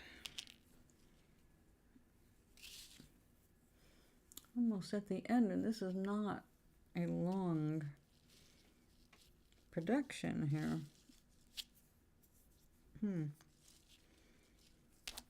God, how many yards did they use?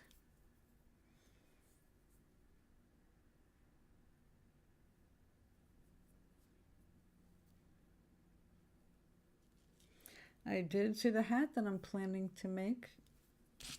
This material, sticking straight up. Yep. Toblerone style. It's like, that's what I'm going to do.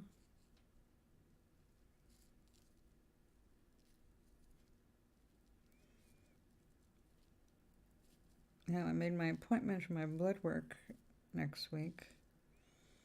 And the good thing about it is I gave myself an hour to walk around Joann Fabric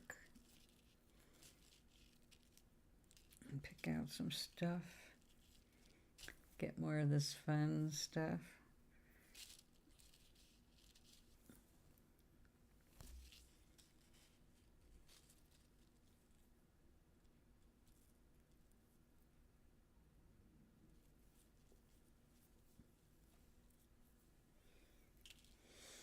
Okay, let's see.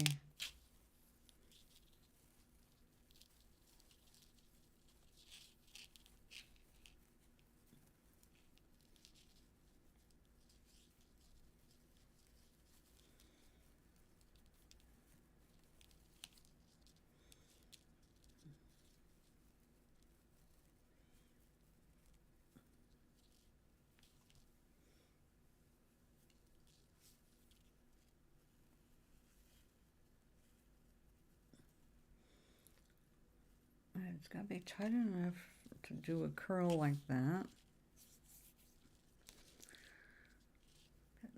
Not so tight. Oh, she's going to disappear in that. What about the whole foot?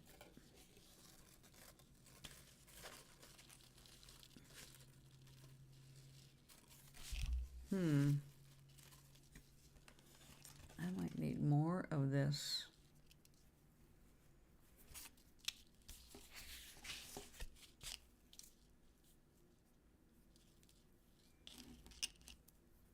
Oh my God, it's 4:42. I missed 4:20.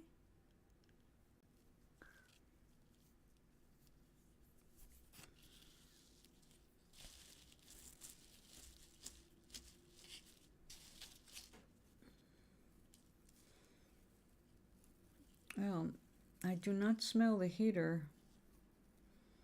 That's not a good sign.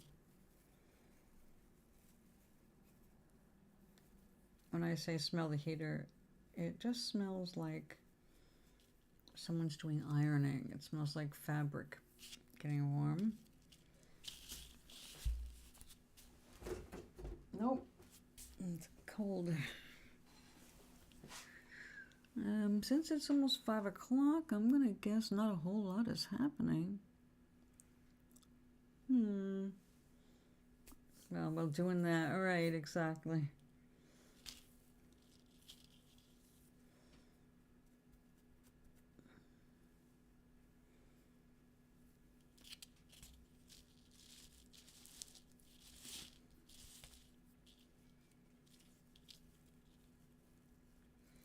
Well, it's not hard to do, at least. It's just, I need more of it.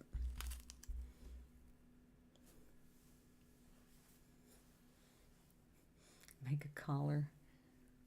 And make yourself the stiff, scratchy collar that's going to deposit glitter on everything. But it's cute. All right, maybe it does have to be a little closer together, or it's not going to get that look.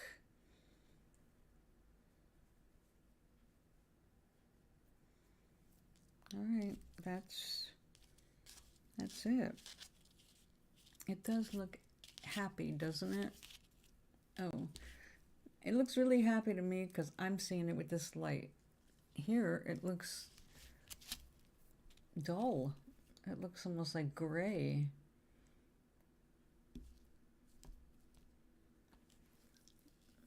Exactly, right? Well, one of the styles that I grabbed is this, which is like just a little tube top kind of a thing. But there's one ruffle, a matching ruffle, top and bottom, and it's the same width, like you have one of these things.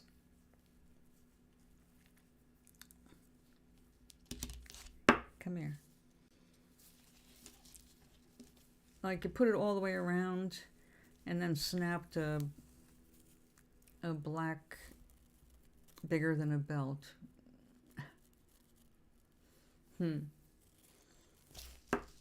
But instead of it being like this, it was actually, well, you know, when you have the wire edged ruffle.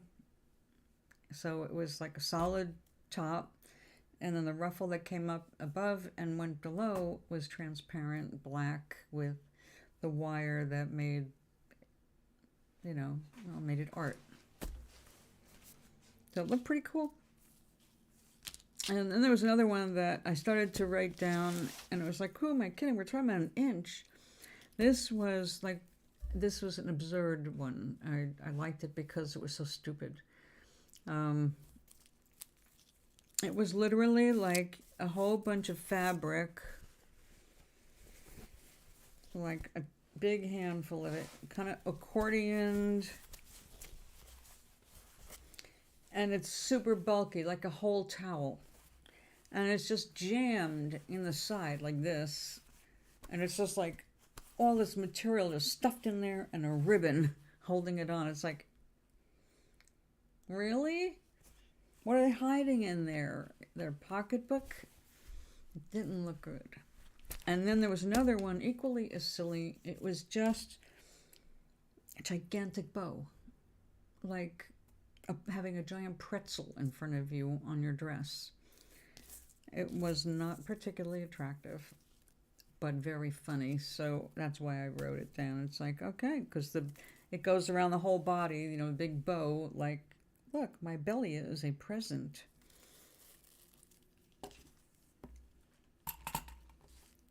So that was not one of the ones that impressed me, but I did think it was funny. And I thought, oh, well, maybe I can manage to make an oversized bow like that and, you know, do a wraparound thing. But big compared to the toe. It's like, it would come up over everything except a nail. But when I say big bow, again, you put it on a toe, it just doesn't have that volume, you know. It's not going to have an impact. So we'll have to see.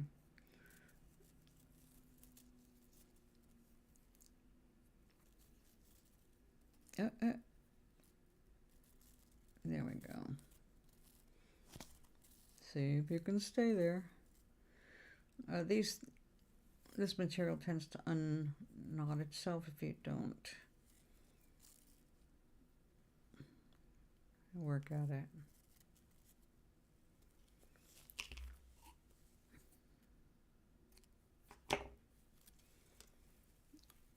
So I do have a little bit of other color fabric, but I don't know where it is right now. I put it away so effectively and efficiently that don't know.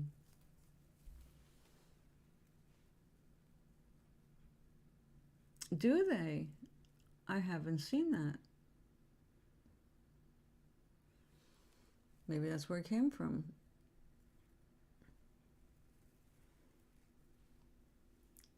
Well, it was, God, who was the designer? Armani, I think. It was Armani, or it could, no, I don't think it was, maybe Versace? No, I think it was Armani.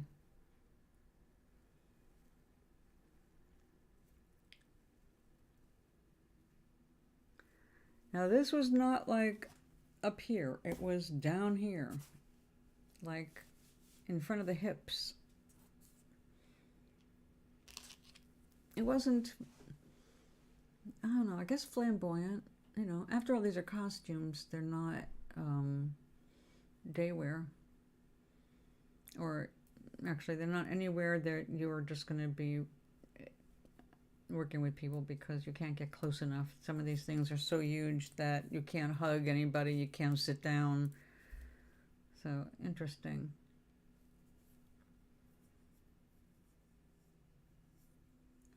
Well, I want Toblerone to be flamboyant, definitely, and that's what got me watching these things in the first place. It's like, well, what can I do besides shifts? And just doing, you know, little weavings like that is not going to cut it either. Like this one's got all the fringe.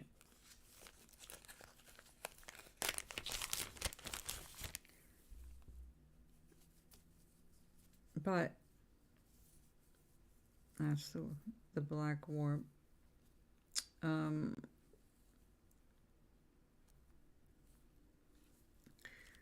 Yeah, what am I going to do with the fringe? If I tie it up, which is what I would normally do, like with a carpet or something. Oh, okay. I wasn't aware of that. Sam, I haven't been into fashion at all. I barely dress myself, but I'm getting very interested for her, and also because I want to remake my style. I really have found a few pieces I enjoy wearing so much that it's made me more aware of what I could do. So yeah, those shows are absolutely, they're formal wear, they're red carpet wear.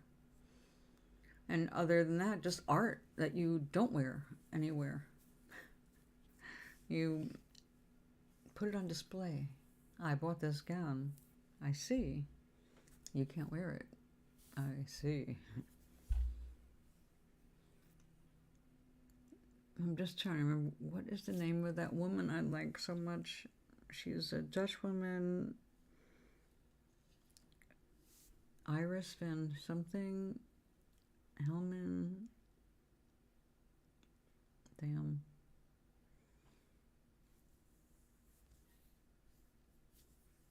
Oh, I bet. I bet. It would be the same as in living in New York. Same thing. You get to see lots of different things and people trying out different things.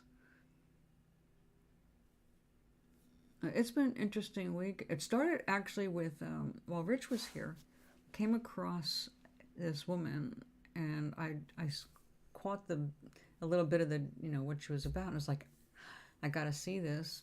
And we're watching it, but he was getting very indignant about the prices, like who wears these, but he didn't understand it was art, not actual clothing.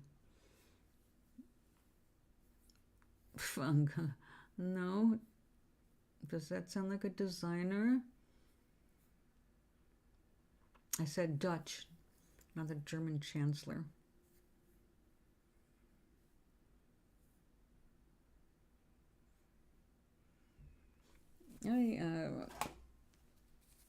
Let me see.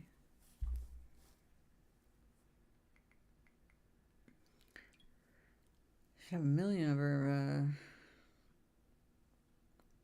links to her because I caught her on YouTube like this.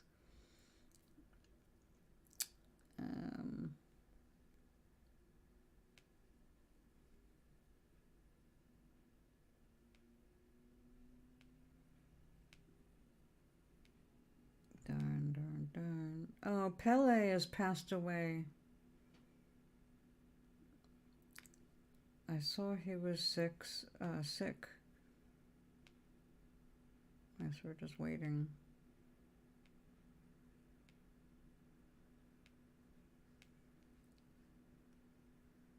Brace yourself. The winter heat wave is about to cause chaos. After the coldest Christmas in decades, a huge warm-up is going to happen. Oh, goody, goody. Yes, that's her. Thank you.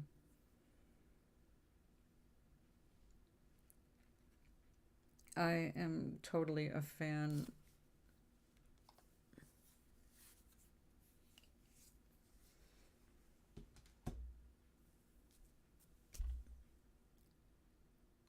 What a mind. And the people she collaborates with. Just... I love every single one that she does. They're all just so different, using nature for her inspiration. The one that she does with water, all things fluid. Oh, she's just a master. And then I did see a few people wearing something of hers on the red carpet.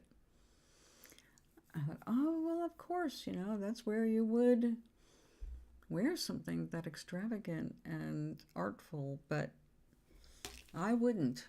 I mean, well, some of them, yes, some of them are just, they're made like ball gown kinds of things, but some of them are not. And you're going to be uncomfortable the entire night. I'm not that into fashion. I'm going to be comfortable, especially if I'm at an awards show or something. Like, oh, when I have to pee, I have to pee.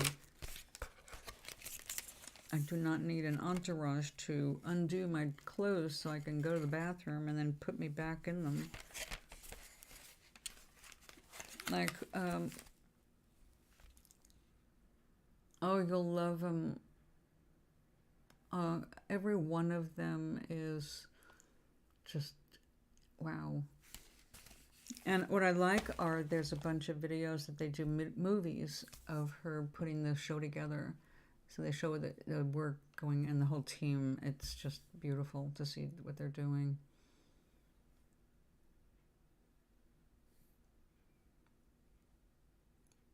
Like if I was going to have somebody make me clothes that would fit my weird little body, it would be like, you could do this. I want water. I want to be water. I got a message. I also got a spam message. One went to spam. Looks like it might have all gone spam. Spam detected. I'll view it. Oh yeah, it's definitely spam. That went to spam when it shouldn't have been.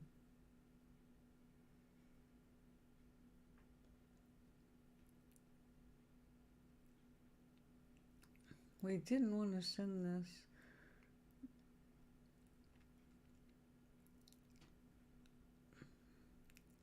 Not spam. That's from a doctor. Models still have starved? Yes. Yes, and definitely yes, but not all of them. I noticed Iris's models are not all starving. Matter of fact, some of them are older models, and some of them are definitely more broad in the hip. I think she uses the models depending on the message she's getting across with her work. But yeah, now they made some laws governing that, but I don't know how much of it is being. When I saw it, that actually the one that I liked the least that I saw recently was Dior, Christian Dior. Their winter 22-23, I was kind of like, I don't like you. Oh, who the hell you are, but I don't like you. The women were so starved that pretty much all of the women that he had no breasts. Now, I would say they were aiming for androgyny, but they weren't. With the stuff they had them dressed in, the makeup, all that stuff was definitely feminine, but they had them braless, transparent clothes, and as masculine as they could get. And I didn't like their clothes. It was like a lot of it seemed very derivative of the 50s, and some of it was actually drab. But that's what I was talking about earlier, that I saw the bottom of a dress. I'm not sure how the top was now, but the bottom was what caught me because it was a plum, a dark smoky plum, and it looked like smoke. The way the model just worked it. That fabric floated around the bottom. It bounced. It looked just like you would see smoke or purple dye in water. It was beautiful. It was like, that person knows how to handle that fabric. Yes, yay. But some of it was just so 50s and, like a new 50s. But I guess you can only do so much. But I guess that what they were also aiming for is that their stuff would be more translatable to, regular fashion. But I wouldn't wear it. Most of it was kind of like I said, it was like not flattering to women's bodies. So,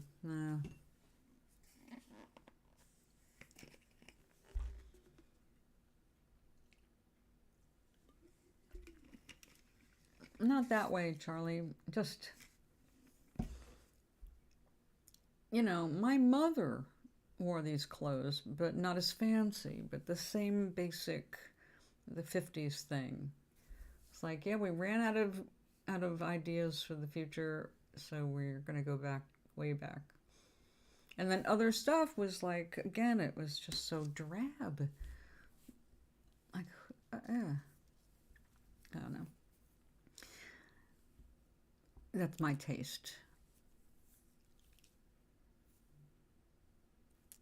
I'm not familiar with the designers, what they normally do in other shows, because I've just started looking at this. And I mean, aside from what I've seen on the red carpet, then you see, oh, this by that designer, this by that designer. Okay, I get it. But some stuff, it's just boring. Like, been there, done that. But then I said, they're like, excuse me, Versace. I loved that show.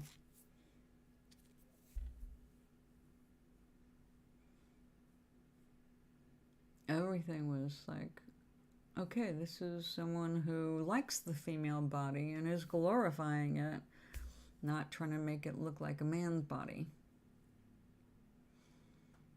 And for women who want to look more like a man, that's great.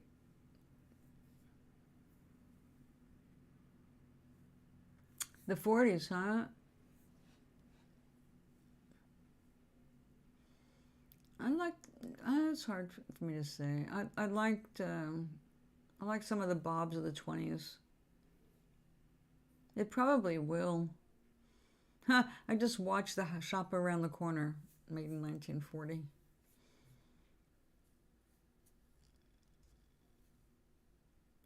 There was a lot to be. They could do. They could do a lot better with the hats from 1940.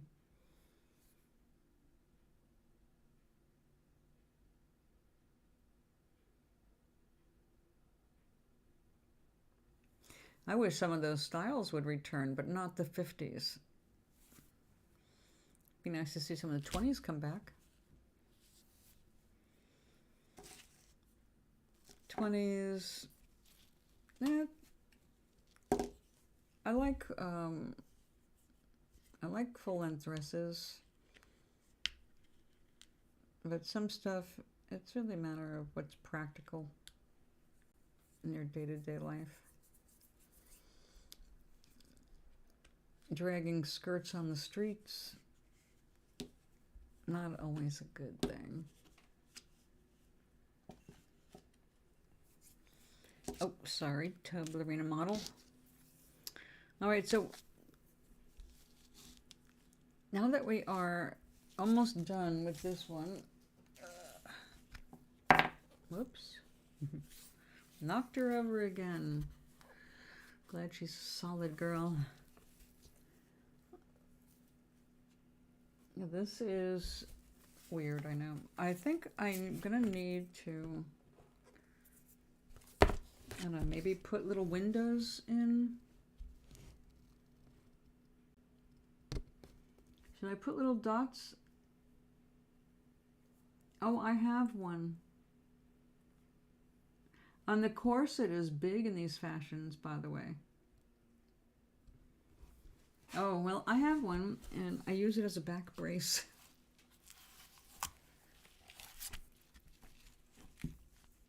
They're only comfortable for so long.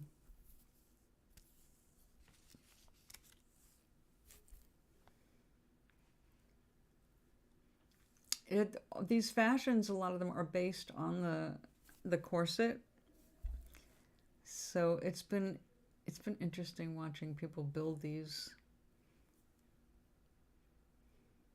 The nice thing about the corset is it's adjustable. So you get it close to what your size is, and you can gain or lose a little bit and don't lose your dress.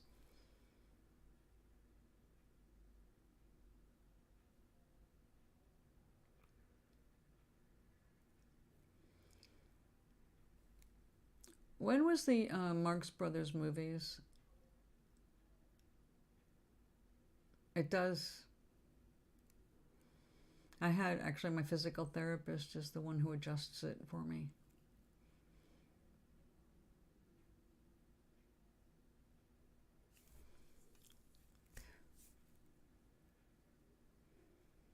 I'd like to say it looks sexy.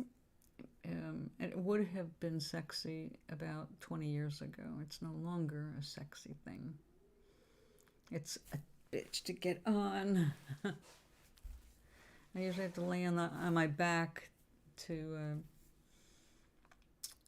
get everything hooked up. And then, of course, the back is all laces. So it's fit for me and my weird back. 30s. Okay. I really liked what they were doing with some of the women's dresses. They got more, they got rid of the bustles, but they were still full length. More of the drapey stuff, and also the jewelry, the big draping and the chains. That I love that stuff. But the hats were more, I don't know, I guess they were still kind of 20s-ish. I always wanted clothes like Hello Dolly. That was my era for clothing, even though it did have bustles. I loved those dresses, loved the hats.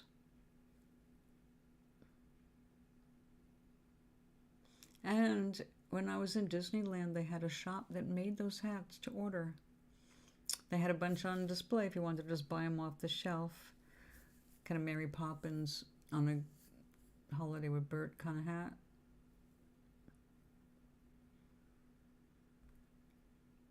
Fun.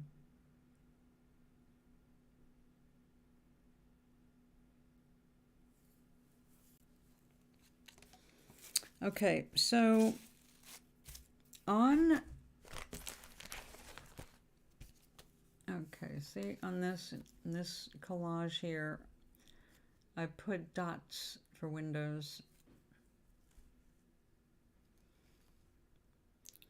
Should I do something like that? Or no? Should I just stop here and work on costume?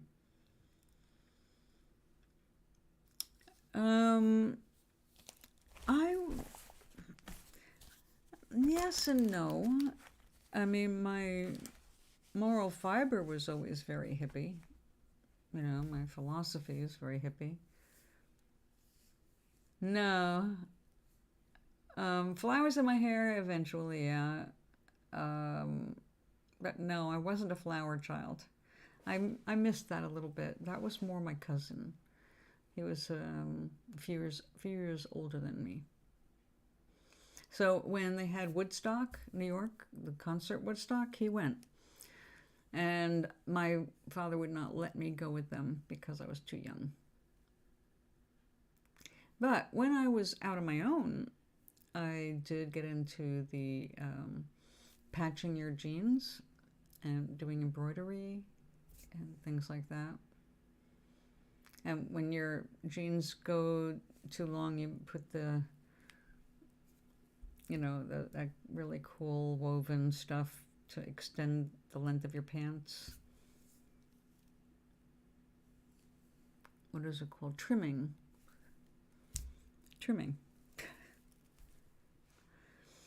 So I did stuff like that. Definitely tried to preserve clothes. Now, I do have a souvenir from a Grateful Dead concert. I was gifted with a scarf that I was admiring. And when you see it, you go, oh yeah, hippie. Kind of thing you tie around your waist over your jeans. Or, well, whatever. So, what about you, Sally?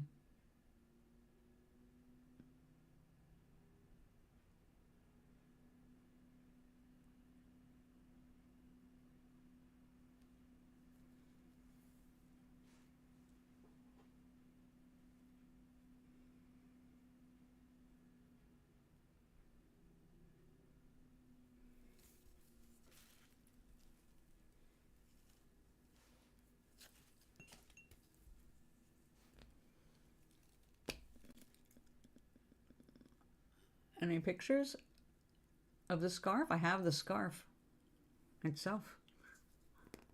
I kept it. I know where it is.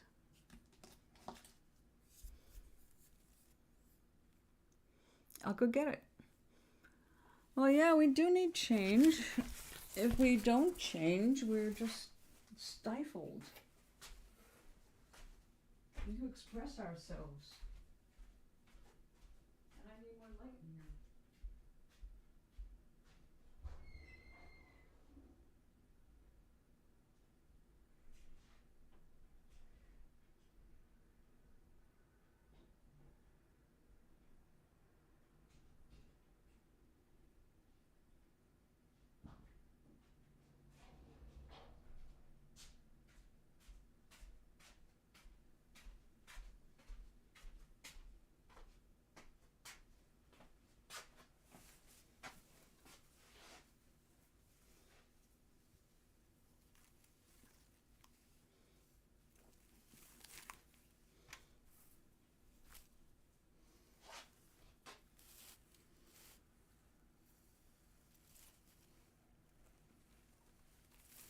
Oh yeah, well humans are very slow.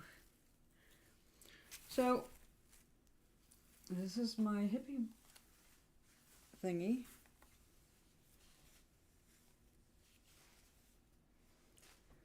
But usually it's around my waist and goes over a skirt. I don't wear jeans anymore, even though I have some, because I got a fat baby. So it's this kind of a, you know, except it doesn't go with what I'm wearing, so it won't work, but yeah. The Grateful Dead shows. When you go to the Grateful Dead shows, you go for the audience, not the band. What about you, Sally? I'm over here. I'm folding this so I can hang it back up.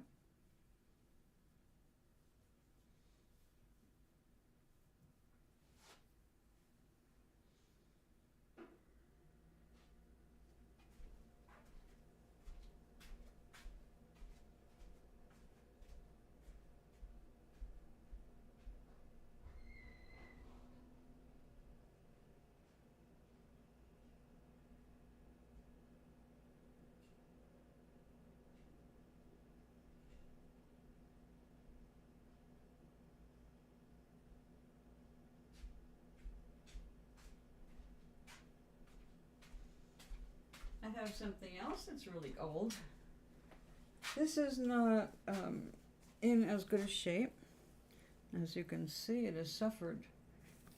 This is a silk scarf from, I think, the 20s, or maybe the 30s. Dripping with silk fringe. I love this aquamarine color. You never see this color. But over time, it's changed. The blue has become more blue instead of matching this better. Early 90s Club Air. Oh, I remember those years. Yeah, this is, that's why I kept it. I just can't part with it, but it's so old that the silk is kind of melting. I didn't realize it was as bad as that now, but yeah, the silk fibers. What a shame. But I can't let it go, if only for the fringe. So, you know, I might end up getting clever enough, or my sister, who's really good with stuff, she might be clever enough to do something with this. I don't know. Now, if I was really clever, I would be adding pieces of silk to it and make it a patchwork and use this as something in between layers of the patchwork. But I don't have silk to spare.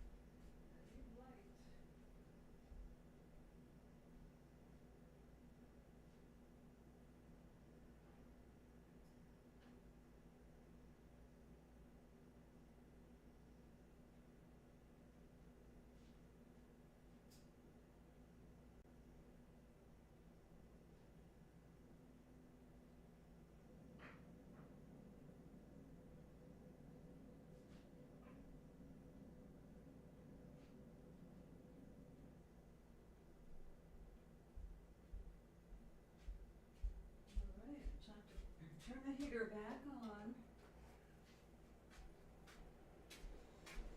All right. Well, it is chilling down. Unfortunately. I'm gonna put some of this stuff away.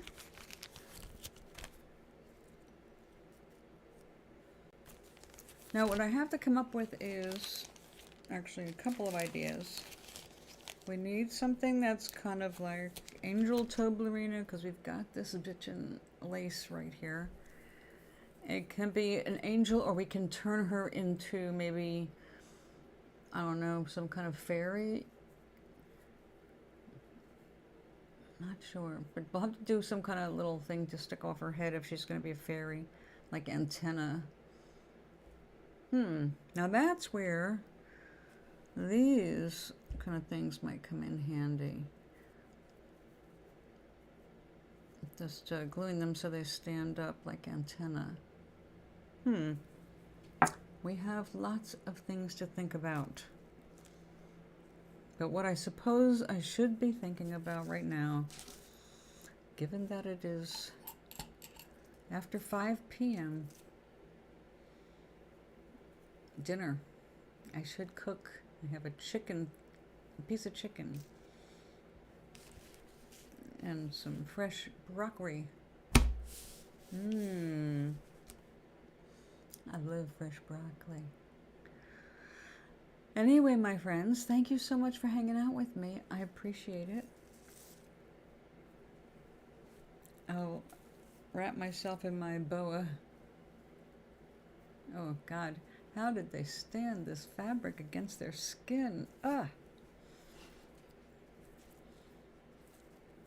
Okay.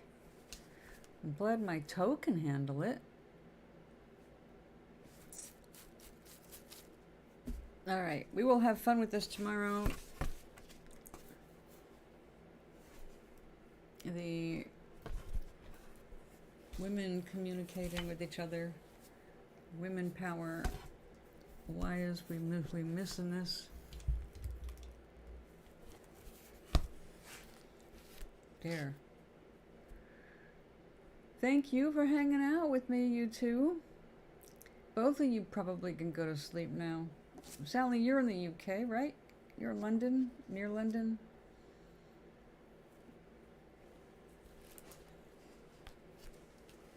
I shall return. What's tomorrow?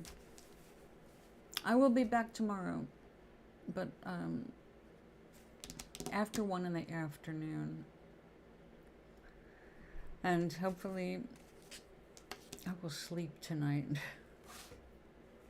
And if you have any ideas for Toblerina, costumes or backgrounds, then of course feel free to verbalize them out loud where I can read them. Sweet dreams, everybody. Good night.